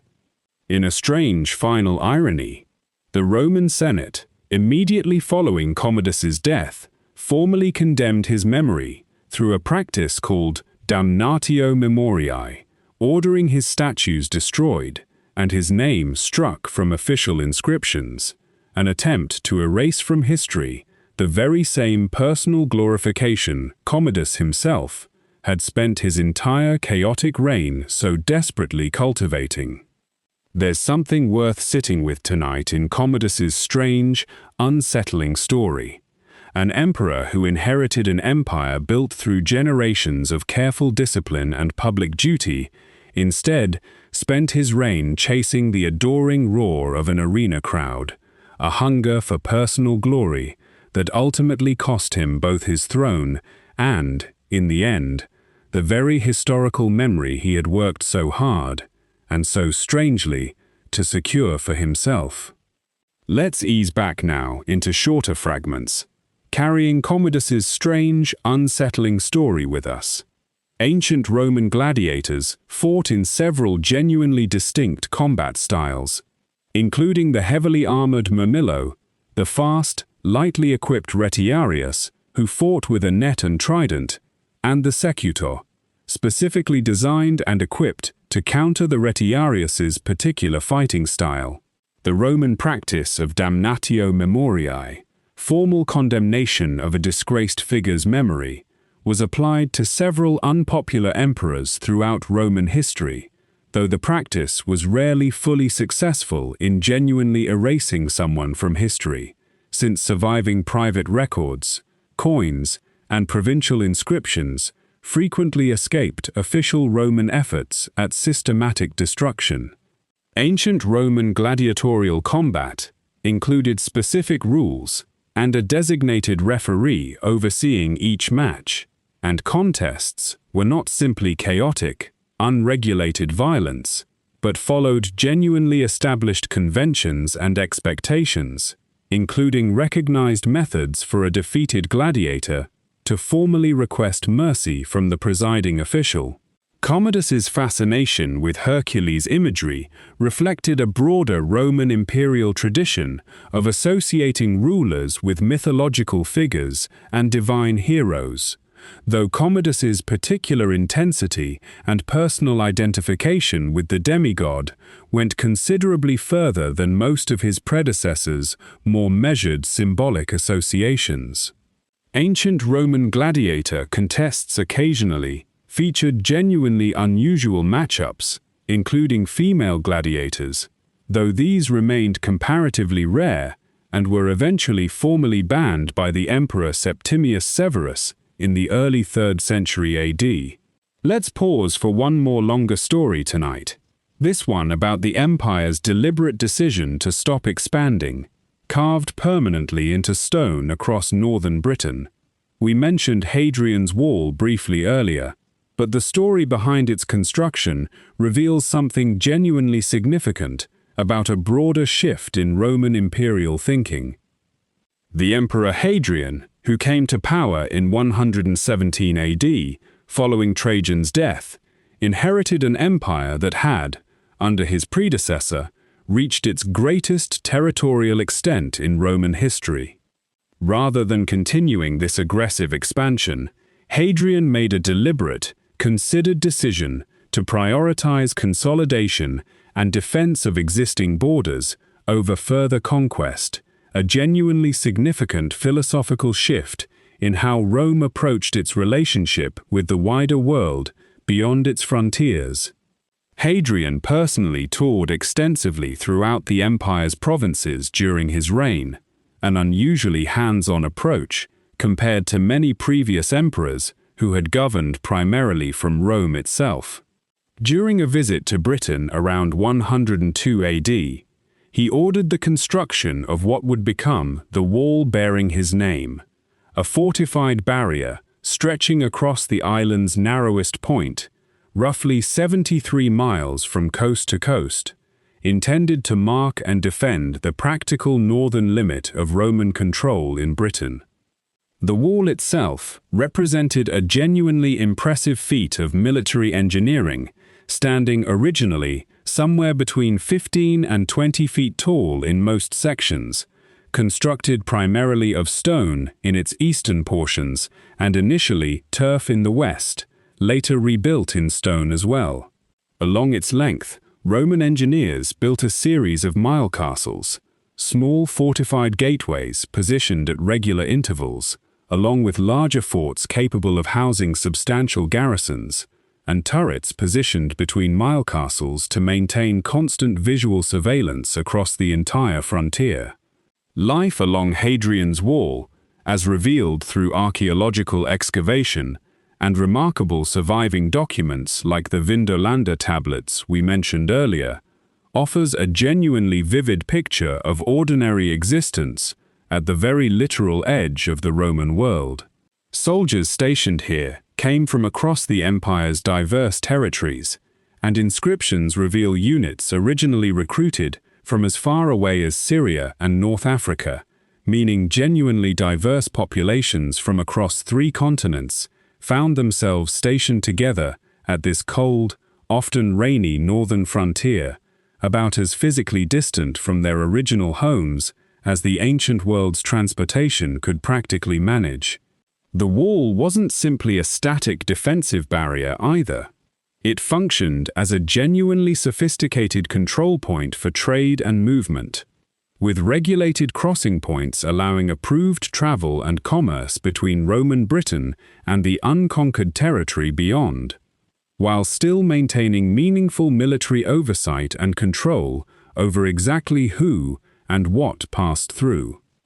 Rather than representing a complete, impermeable barrier, historians increasingly understand Hadrian's Wall as a carefully managed, permeable frontier zone, controlling and monitoring movement rather than attempting to prevent it entirely. There's something worth sitting with tonight in this deliberate, carefully engineered choice to stop expanding. An empire that had spent centuries defined largely by continuous conquest and territorial growth made a genuinely significant, considered decision under Hadrian's direction that some boundaries were worth defending rather than endlessly pushing further outward. A wall built not from fear or weakness, but from a mature, practical recognition that even the most powerful empire in the ancient world needed to eventually decide, deliberately and carefully, exactly where it actually wanted its own edges to be. Let's ease back now into shorter fragments, carrying that long, windswept northern wall with us. Hadrian's Wall included a parallel earthwork ditch and mound system called the Vallum running along its southern side, likely serving to further control and monitor movement within the militarized zone immediately surrounding the wall itself. Ancient Roman soldiers stationed along Hadrian's Wall left behind numerous religious inscriptions and small shrines dedicated to a genuinely diverse range of deities, reflecting the varied cultural and religious backgrounds of troops drawn from across the empire's many different provinces. The Antonine Wall, built roughly 20 years after Hadrian's Wall further north in what is now Scotland, represented a brief, ultimately unsuccessful attempt to push the Roman frontier even further north, before Roman forces eventually withdrew back to the more defensible line of Hadrian's original wall. Ancient Roman frontier fortifications, similar in concept to Hadrian's Wall, though built from different materials suited to local conditions, extended along other portions of the empire's borders as well, including the Limes Germanicus, separating Roman territory from unconquered Germanic lands to the east. Hadrian's Wall remains, even today, one of the most visited and well-preserved Roman monuments in Britain, with significant stretches still standing and walkable, offering modern visitors a genuinely direct, physical connection to the practical, everyday reality of guarding the ancient edge of the Roman world. Let's pause for another longer story tonight, This one about an emperor who ruled long after Rome itself had fallen, yet still called himself Roman. We spoke earlier about the Western Roman Empire's formal end in 476 AD, but Roman civilization itself, as we noted, continued for centuries afterward in the East, centered in Constantinople. Nearly 6 decades after the Western Empire's collapse, the Eastern Roman Emperor Justinian, ruling from 527 to 565 AD, undertook one of the most consequential legal and intellectual projects in the entire history of Roman civilization, an ambitious effort to systematically collect, organize, and codify the entire vast, sprawling body of Roman law accumulated across well over 1,000 years of legal precedent, imperial decree, and scholarly commentary. The resulting compilation, known today as the Corpus Juris Civilis, or Body of Civil Law, represented a genuinely monumental undertaking. Justinian assembled a commission of legal scholars, led by a jurist named Tribonian, tasked with reviewing and organizing an almost overwhelming volume of existing Roman legal material, resolving contradictions between different historical rulings, and producing a coherent, usable legal code suitable for governing the empire going forward. The project's various components, including a comprehensive digest of legal opinions, a code of imperial statutes, and an instructional textbook for law students, were completed remarkably quickly, given their genuinely enormous scope, largely finished within just a few years of the project's initial commission.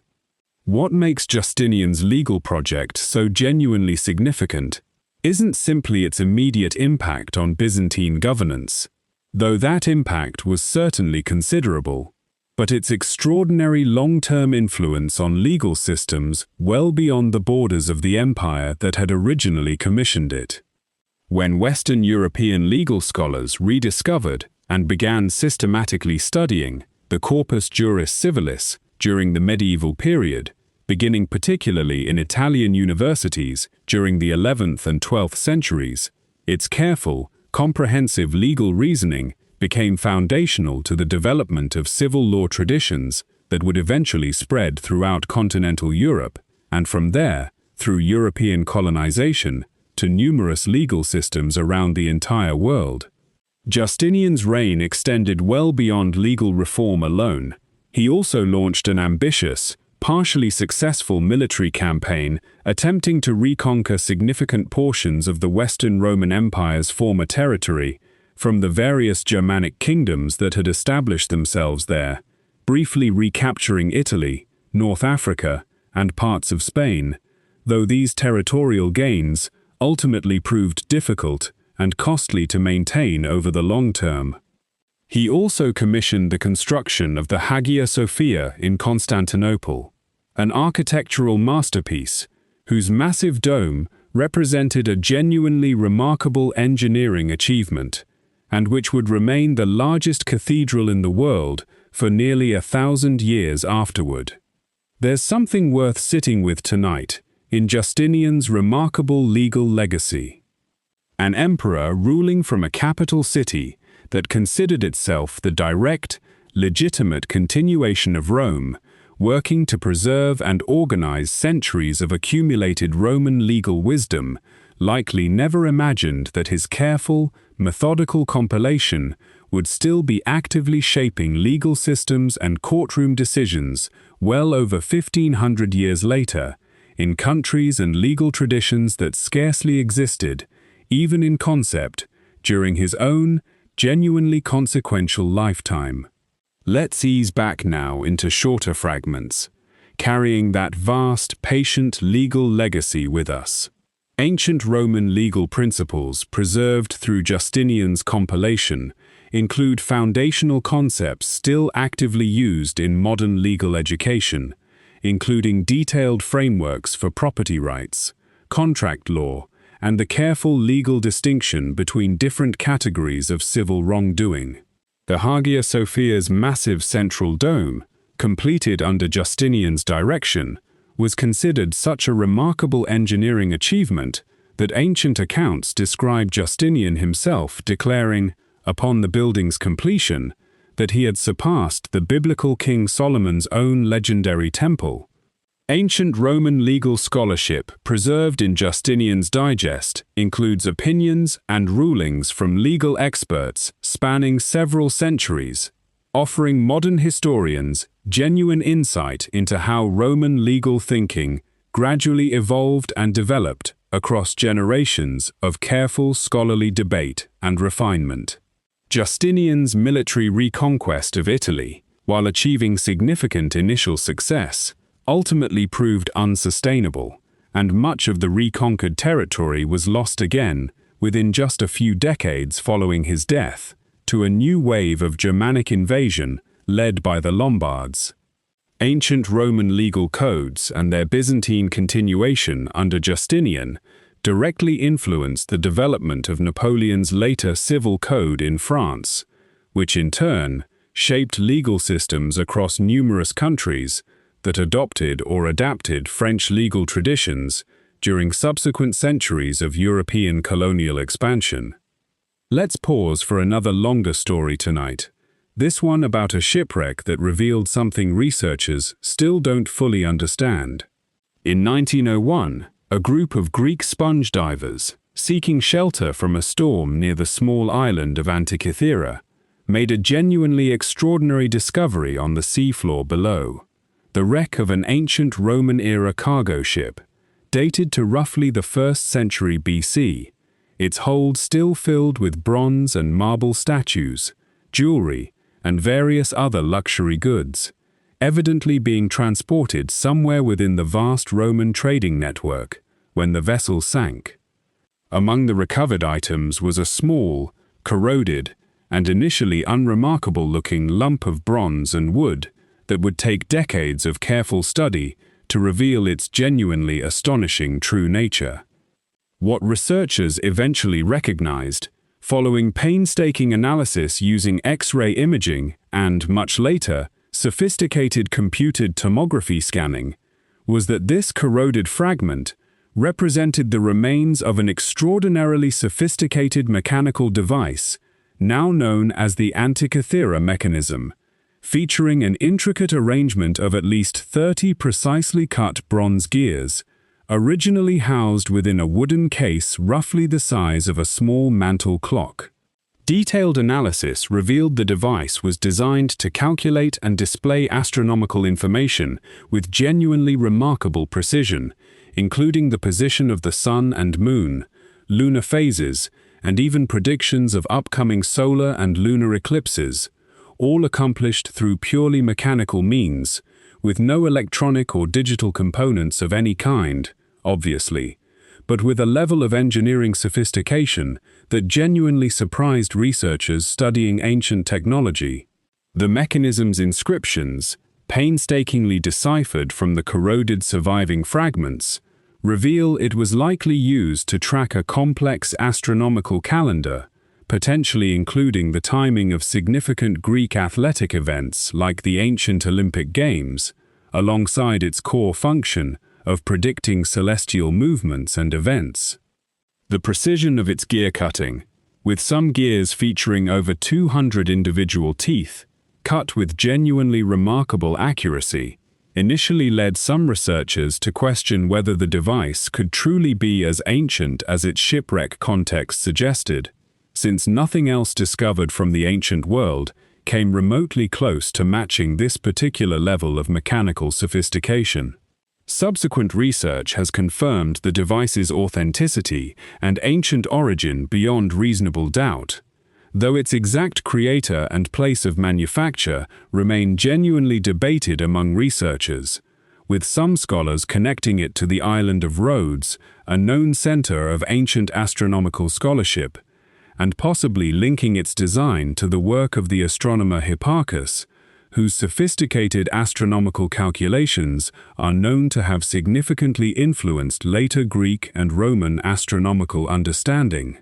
What's genuinely remarkable is that no comparably sophisticated mechanical device would be built again as far as surviving evidence indicates, for well over 1,000 years afterward, suggesting this particular level of technological achievement may have represented a genuinely unique, perhaps never fully replicated ancient accomplishment, rather than a widely shared or continuously developed technological tradition.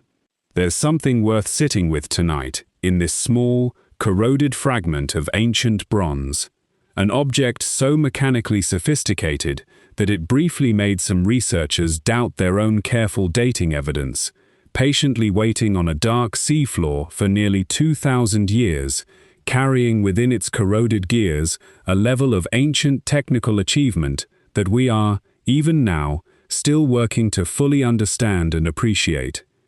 Let's ease back now into shorter fragments, carrying that small, remarkable bronze mechanism with us.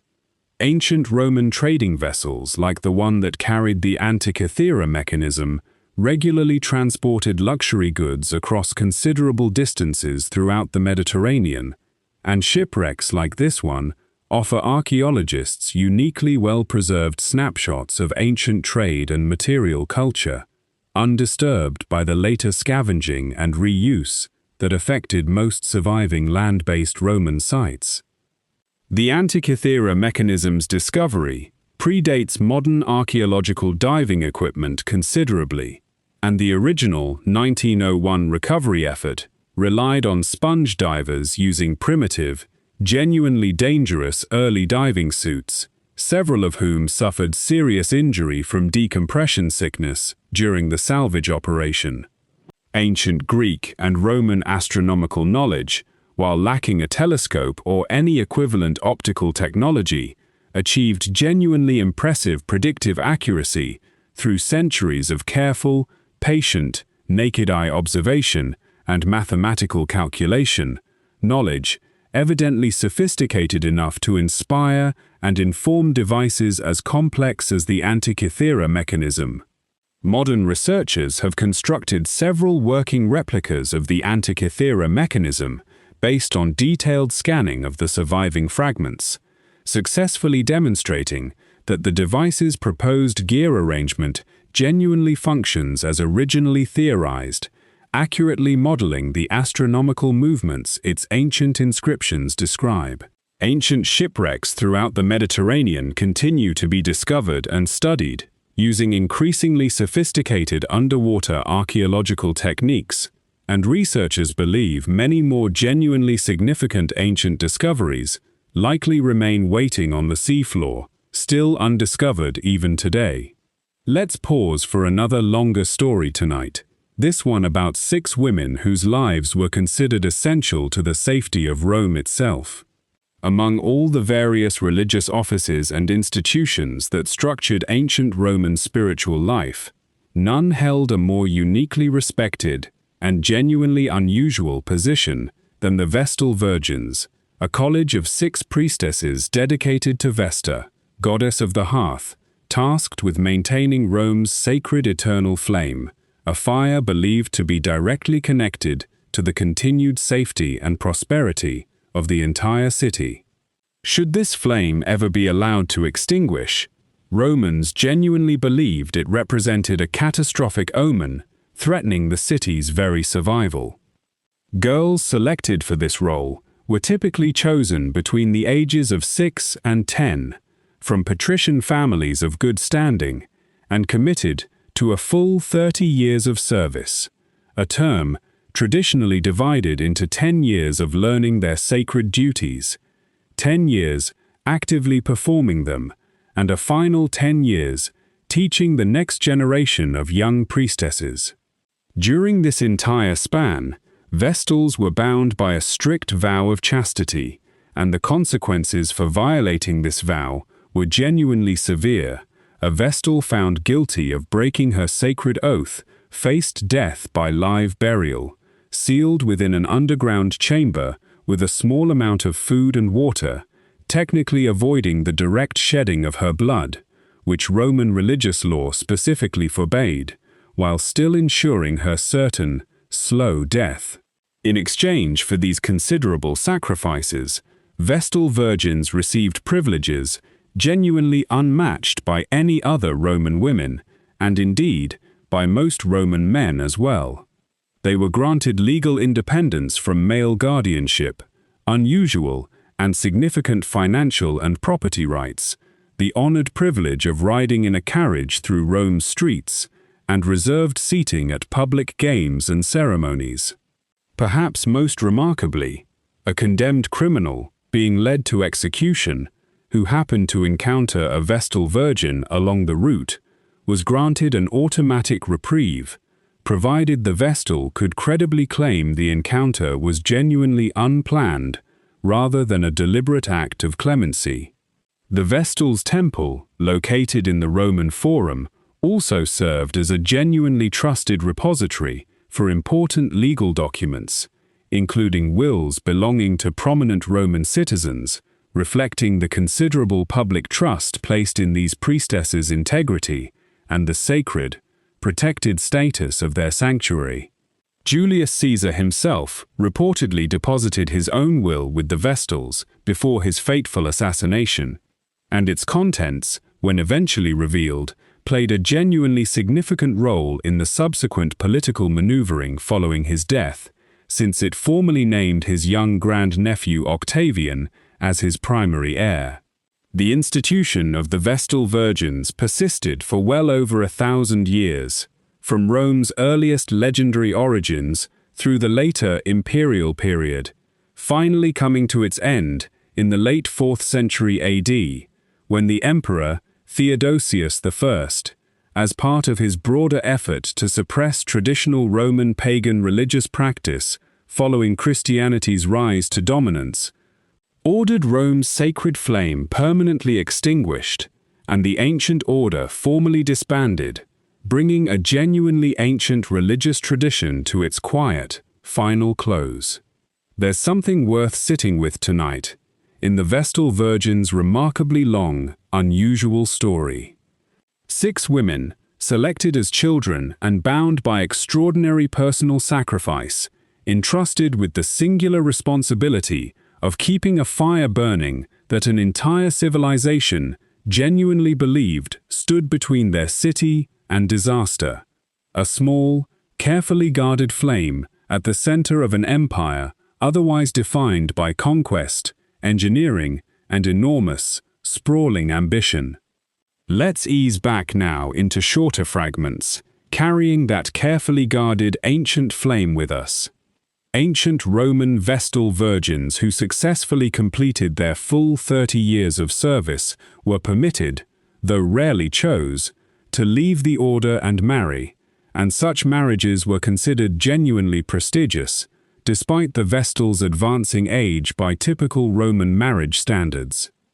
The punishment of live burial, reserved specifically for unchaste Vestals, occurred only rarely across the institution's long history, and surviving records suggest most accusations against Vestals, when they occurred at all, more frequently arose during periods of genuine political crisis or unusual public anxiety, when Romans searched for some explanation for perceived divine displeasure.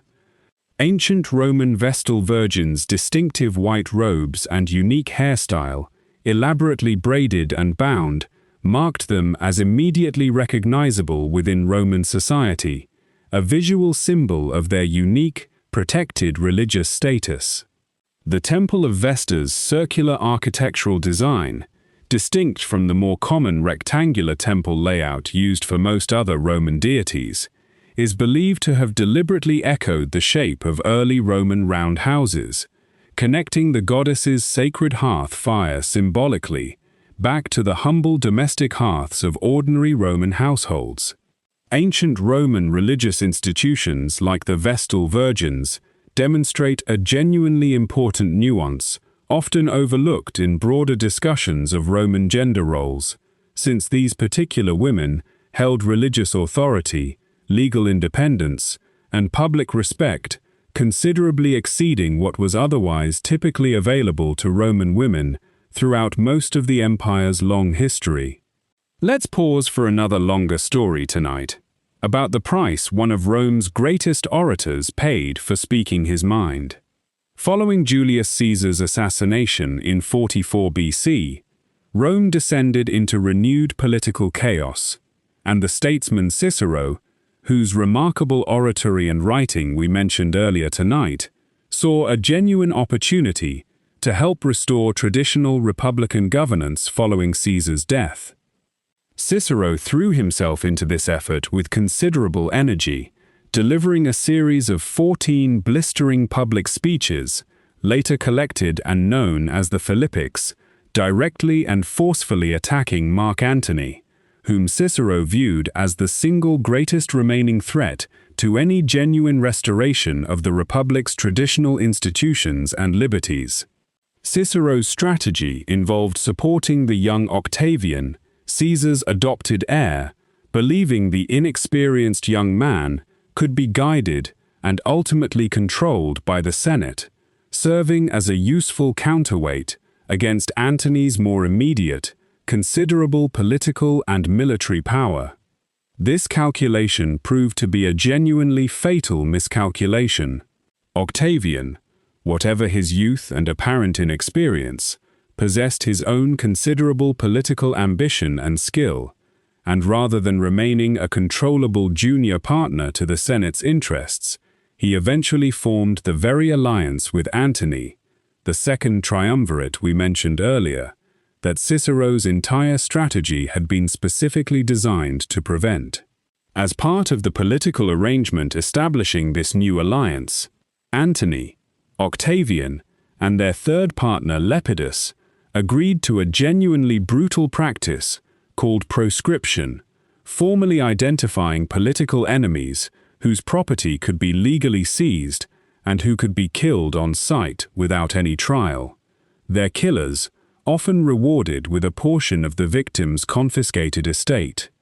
Antony, harboring genuine personal fury toward Cicero for the Philippics' relentless public attacks, insisted on including the aging statesman on this proscription list, and according to ancient accounts, Octavian, despite whatever personal debt he may have felt toward Cicero's earlier political support, ultimately agreed to sacrifice him as part of the broader political bargain securing the new triumvirate's formation.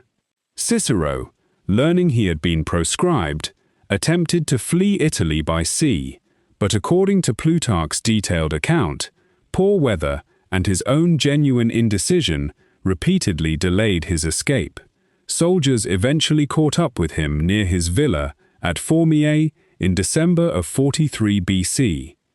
Ancient accounts describe Cicero, recognizing the situation as hopeless, calmly extending his neck from his litter to make his own execution easier for the approaching soldiers, meeting his death, by most surviving accounts, with genuine composure and dignity. The aftermath proved genuinely gruesome, even by the standards of Roman political violence. Antony ordered Cicero's severed head and hands, the very hands that had written his blistering attacks against him, displayed publicly on the speaker's platform in the Roman Forum, the same platform from which Cicero had delivered so many of his famous orations throughout his long, distinguished career. Ancient sources suggest Antony's wife, Fulvia, personally desecrated Cicero's severed tongue with a hairpin, a final, deeply symbolic act of vengeance against the very organ that had produced such devastating rhetorical attacks against her husband.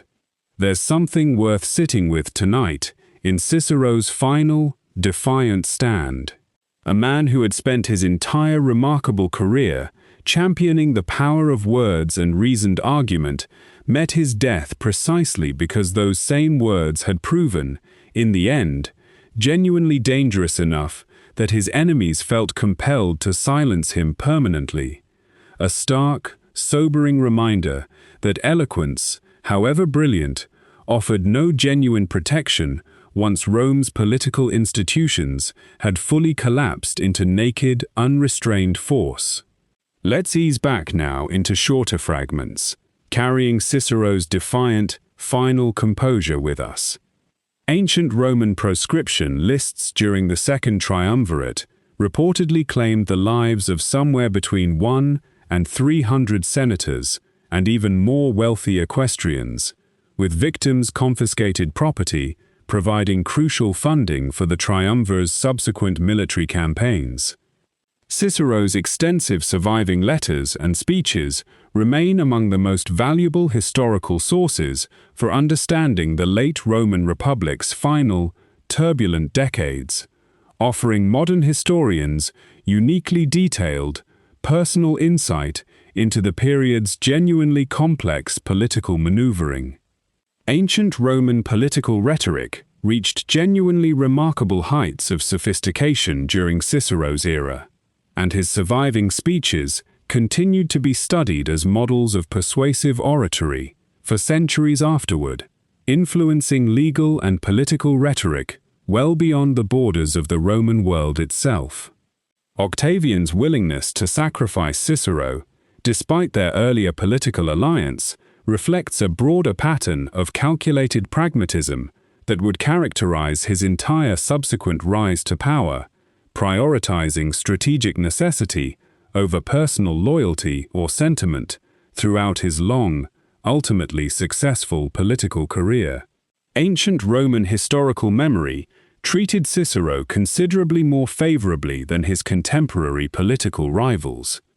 and his reputation as a defender of republican values and eloquent champion of reasoned governance has persisted for over 2,000 years, considerably outlasting the specific political battles that ultimately cost him his life. Let's pause for another longer story tonight, this one about the physician whose theories shaped Western medicine for well over 1,000 years, both wisely and, at times, genuinely mistakenly.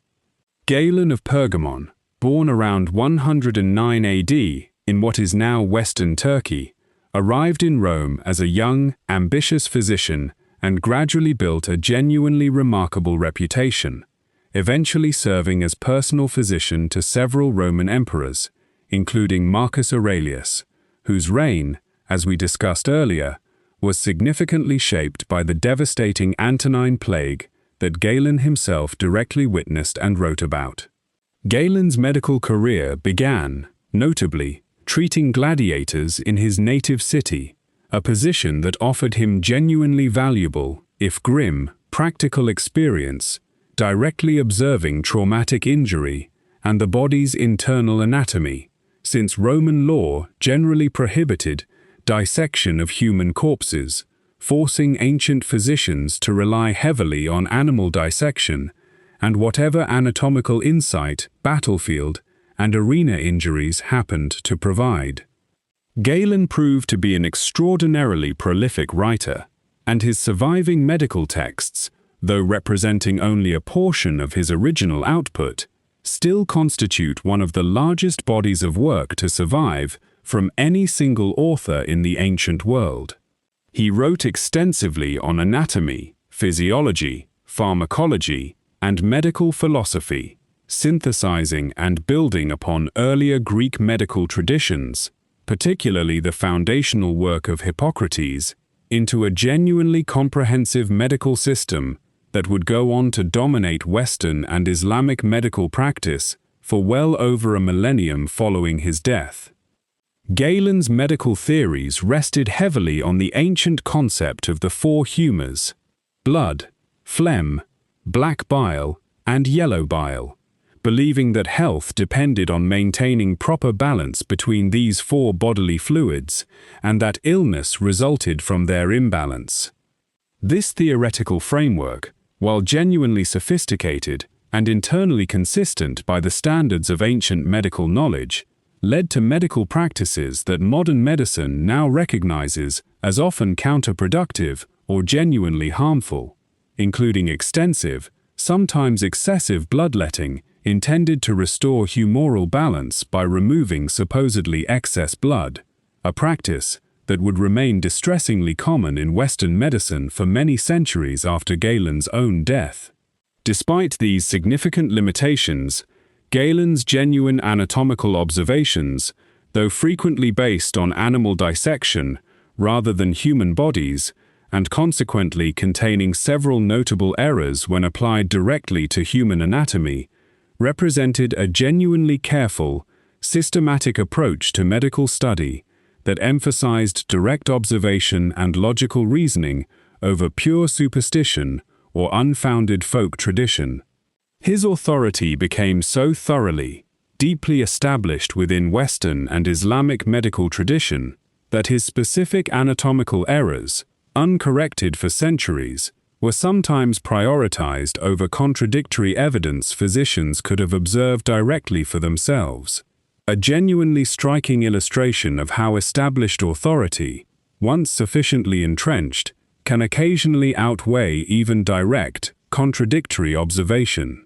It would take well over 1,300 years until the Renaissance anatomist Andreas Vesalius began conducting careful, direct human dissection during the 16th century for many of Galen's specific anatomical errors to finally be identified and corrected, a genuinely remarkable testament to just how thoroughly and durably his medical authority had become embedded within Western intellectual and medical tradition. There's something worth sitting with tonight in Galen's genuinely complicated legacy. A physician whose careful, systematic approach to medical study represented real, meaningful progress for his own era, and whose specific conclusions, nonetheless, became so deeply entrenched that correcting them required over 1,000 years and a genuine willingness to directly challenge inherited authority. A reminder that even our most careful, well-reasoned understanding of the world remains, always, genuinely provisional, waiting patiently for whoever eventually arrives with better tools, or simply the courage to look more directly and carefully for themselves. Let's ease back now into shorter fragments, carrying Galen's complicated, enduring legacy with us. Ancient Roman medical practice, beyond Galen's considerable individual influence, included a surprisingly organized system of public physicians in some Roman cities, offering basic medical care to residents who might otherwise have been unable to afford private medical treatment. Galen's extensive surviving writings were preserved and further developed within the Islamic medical tradition following Rome's Western decline, with scholars like Ibn Sina, known in the West as Avicenna, incorporating and expanding upon Galenic medical theory within their own influential medical texts. Ancient Roman surgical practice, despite genuine limitations in anesthesia and infection control by modern standards, included documented procedures for treating cataracts, setting complex fractures, and even certain forms of reconstructive surgery, reflecting real, practical surgical skill developed through extensive hands-on clinical experience. Galen's medical theories regarding the four humours drew directly upon earlier Greek philosophical concepts of the four classical elements, illustrating how ancient medical understanding remained genuinely intertwined with broader philosophical and cosmological thinking about the fundamental nature of the physical world. Ancient Roman medical tools recovered from archaeological sites, including specialized forceps, scalpels, and other surgical instruments, demonstrate a genuinely sophisticated level of craftsmanship and specialized medical technology, considerably more advanced than popular assumptions about ancient medicine often suggest. Let's pause for one more longer story tonight. This one about a battle, a vision, and a city that would carry Rome's name for over 1,000 years after Rome itself had fallen. In October of 312 AD, Constantine, one of several rival claimants competing for control over the increasingly fractured Roman Empire, faced his principal rival, Maxentius, at the Milvian Bridge, a crucial crossing point on the Tiber River just outside Rome itself. According to accounts written by Christian historians shortly after the events described, including Eusebius, who claimed to have heard the story directly from Constantine himself, the emperor experienced a genuinely remarkable vision on the eve of this decisive battle, seeing a cross of light in the sky, accompanied by words proclaiming, "In this sign, conquer."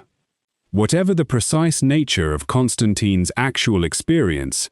whether a genuine religious vision, a natural atmospheric phenomenon later reinterpreted through a Christian theological lens, or simply useful political propaganda constructed after the fact to explain his subsequent, genuinely consequential decisions,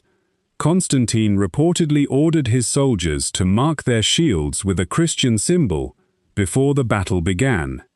The subsequent engagement proved decisive. Maxentius's forces were routed, and Maxentius himself drowned while attempting to retreat across the same bridge that gave the battle its name, leaving Constantine in undisputed control of the Western Roman Empire. This victory set in motion a series of genuinely transformative decisions.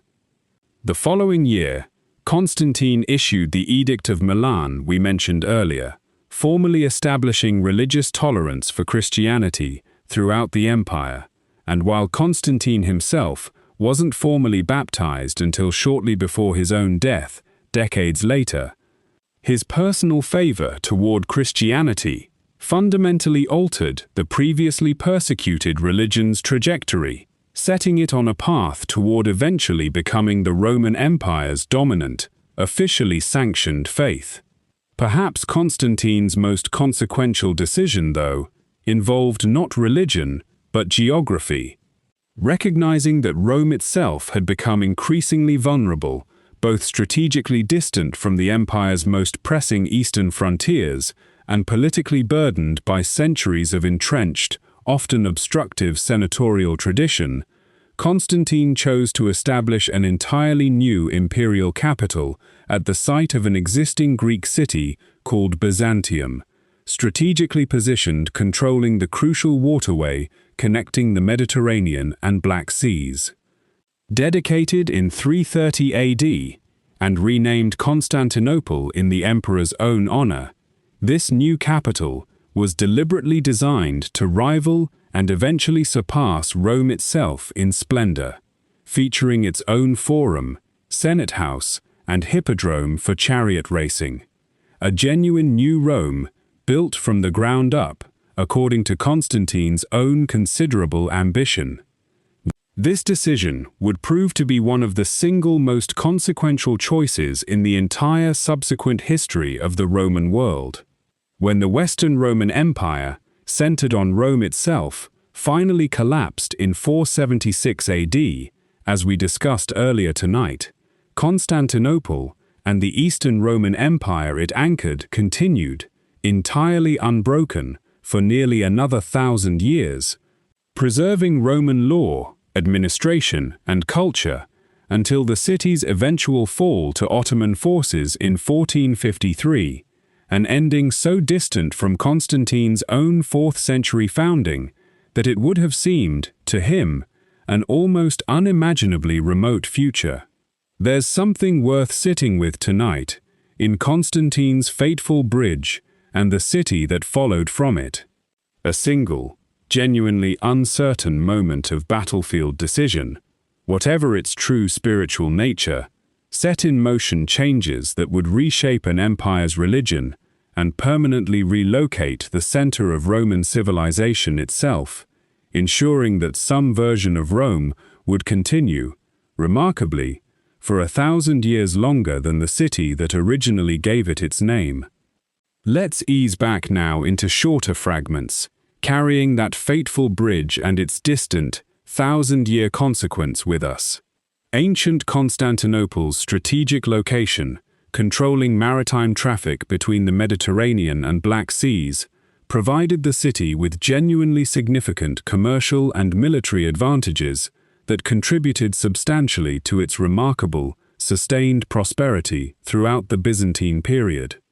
Constantine's mother, Helena, undertook a celebrated pilgrimage to the Holy Land following her son's conversion, and Christian tradition, credits her with discovering several significant religious relics, contributing to Constantinople's development as a genuinely important center of Christian pilgrimage and religious authority.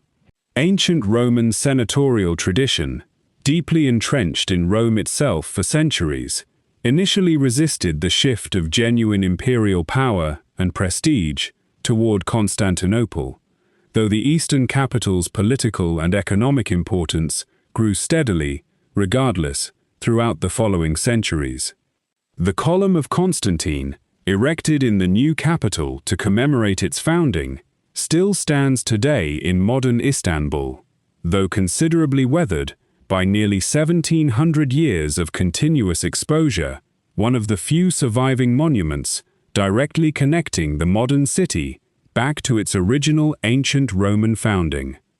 Ancient Byzantine Constantinople developed its own distinct artistic, architectural, and religious traditions over subsequent centuries, evolving considerably from its original Roman foundations, while still maintaining a genuine, continuous institutional and cultural connection back to ancient Rome throughout its long, remarkable 1,000-year history.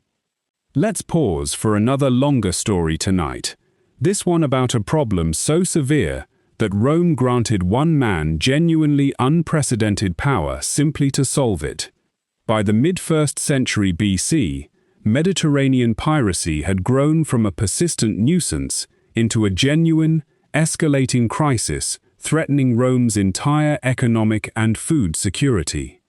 Pirate fleets, operating from fortified bases along the coast of Cilicia, in what is now southern Turkey, had grown bold and organized enough to disrupt vital grain shipments feeding Rome's enormous population, raid coastal towns throughout Italy itself, and even, according to ancient accounts, briefly kidnap prominent Roman citizens for ransom,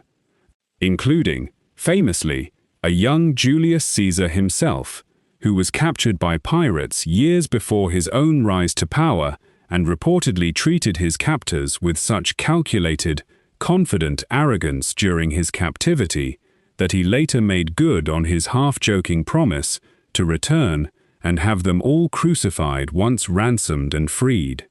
By 67 BC, the pirate threat had become severe enough that grain prices in Rome spiked dramatically, and the Roman Senate, facing genuine public alarm over potential food shortages, took the unusual step of granting the general Pompey, whom we discussed earlier in connection with his later rivalry with Caesar, extraordinary military authority, specifically to address the crisis.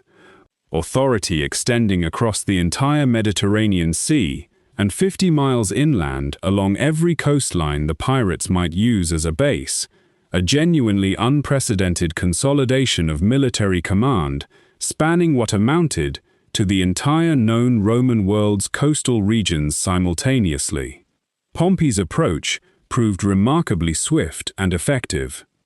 Rather than attempting to hunt down scattered pirate vessels one at a time across the vast Mediterranean, an approach earlier Roman efforts had attempted with limited success, Pompey divided the sea into 13 distinct zones, assigning dedicated naval squadrons and commanders to systematically clear each region simultaneously, gradually compressing pirate forces into an ever-shrinking operational area. Within remarkably few months, ancient sources suggest as little as 3 months, Pompey's coordinated campaign had effectively broken organized piracy's grip on the Mediterranean, capturing or destroying hundreds of pirate vessels and their coastal strongholds. Notably, rather than simply executing captured pirates wholesale, Pompey pursued a genuinely pragmatic policy of resettlement,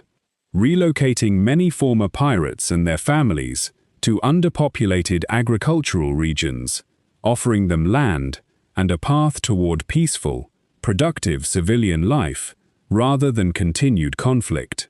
This approach, while certainly self-interested in eliminating any incentive for captured pirates to simply resume their previous activities, proved genuinely effective, and organized large-scale Mediterranean piracy would not seriously threaten Roman shipping again for a considerable span of subsequent centuries. Pompey's swift, decisive success against the pirates significantly boosted his already considerable political standing and popular reputation, providing crucial momentum for his subsequent military campaigns in the East against various regional powers, campaigns that would further expand his personal wealth, military resources, and political influence, ultimately setting the stage for his later rivalry with Caesar that we discussed earlier tonight.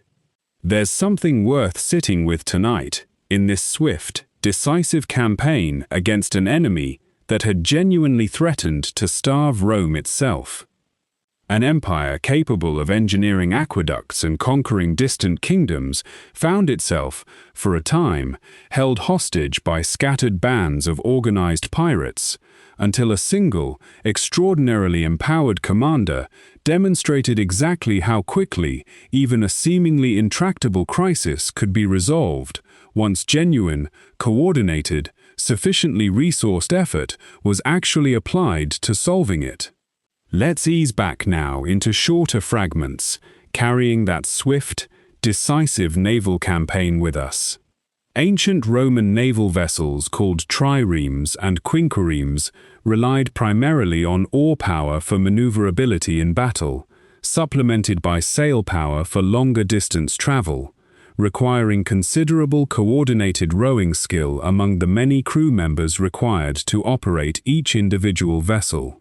The extraordinary command authority granted to Pompey for his anti-piracy campaign, spanning the entire Mediterranean simultaneously, represented a genuinely significant precedent for concentrating unprecedented military power in a single individual's hands, a precedent that some historians argue contributed to the broader pattern of power concentration that would eventually help end the Republic itself. Ancient Mediterranean piracy, before Pompey's decisive campaign, had grown sophisticated enough to include pirates operating what amounted to a genuine alternative economy, complete with their own fortified ports, markets for stolen goods, and reportedly even mock legal proceedings mocking official Roman judicial process. Julius Caesar's own earlier captivity by pirates, predating his famous crossing of the Rubicon by roughly 2 decades, offers a genuinely striking early glimpse of the calculated confidence and decisive follow-through that would later characterize his entire subsequent political and military career. Ancient Roman grain supply security remained a persistent, genuinely significant political concern throughout the Republic and later imperial periods, and any disruption to reliable grain shipments, whether from piracy, poor harvests, or political instability in supplying provinces like Egypt, could quickly translate into genuine social and political unrest within the city of Rome itself. And now, with these final stones settled quietly back into the ground, let the world grow quiet around you too. We've wandered together through the Forum and the Colosseum, through Pompeii's final morning and Rome's long, slow ending, past emperors and gladiators and ordinary bakers whose bread still sits, waiting, in an oven nearly 2,000 years old. And through it all, one single truth echoes softly beneath the surface. Even the mightiest empires are built, in the end, from nothing more than countless ordinary days, lived one at a time, by people who never once imagined they were living inside history at all. Somewhere, right now, in some corner of the world, a Roman road is still quietly carrying travelers exactly where it always has. You are part of this same unbroken story too, walking, in your own quiet way, along paths first laid by hands that turned to dust a very long time ago. So wherever you are, allow your mind to rest now. Let your breath slow. Let your thoughts grow soft at the edges. The story doesn't end, it simply pauses here, until curiosity calls again. Sleep well, and thank you for dreaming with us.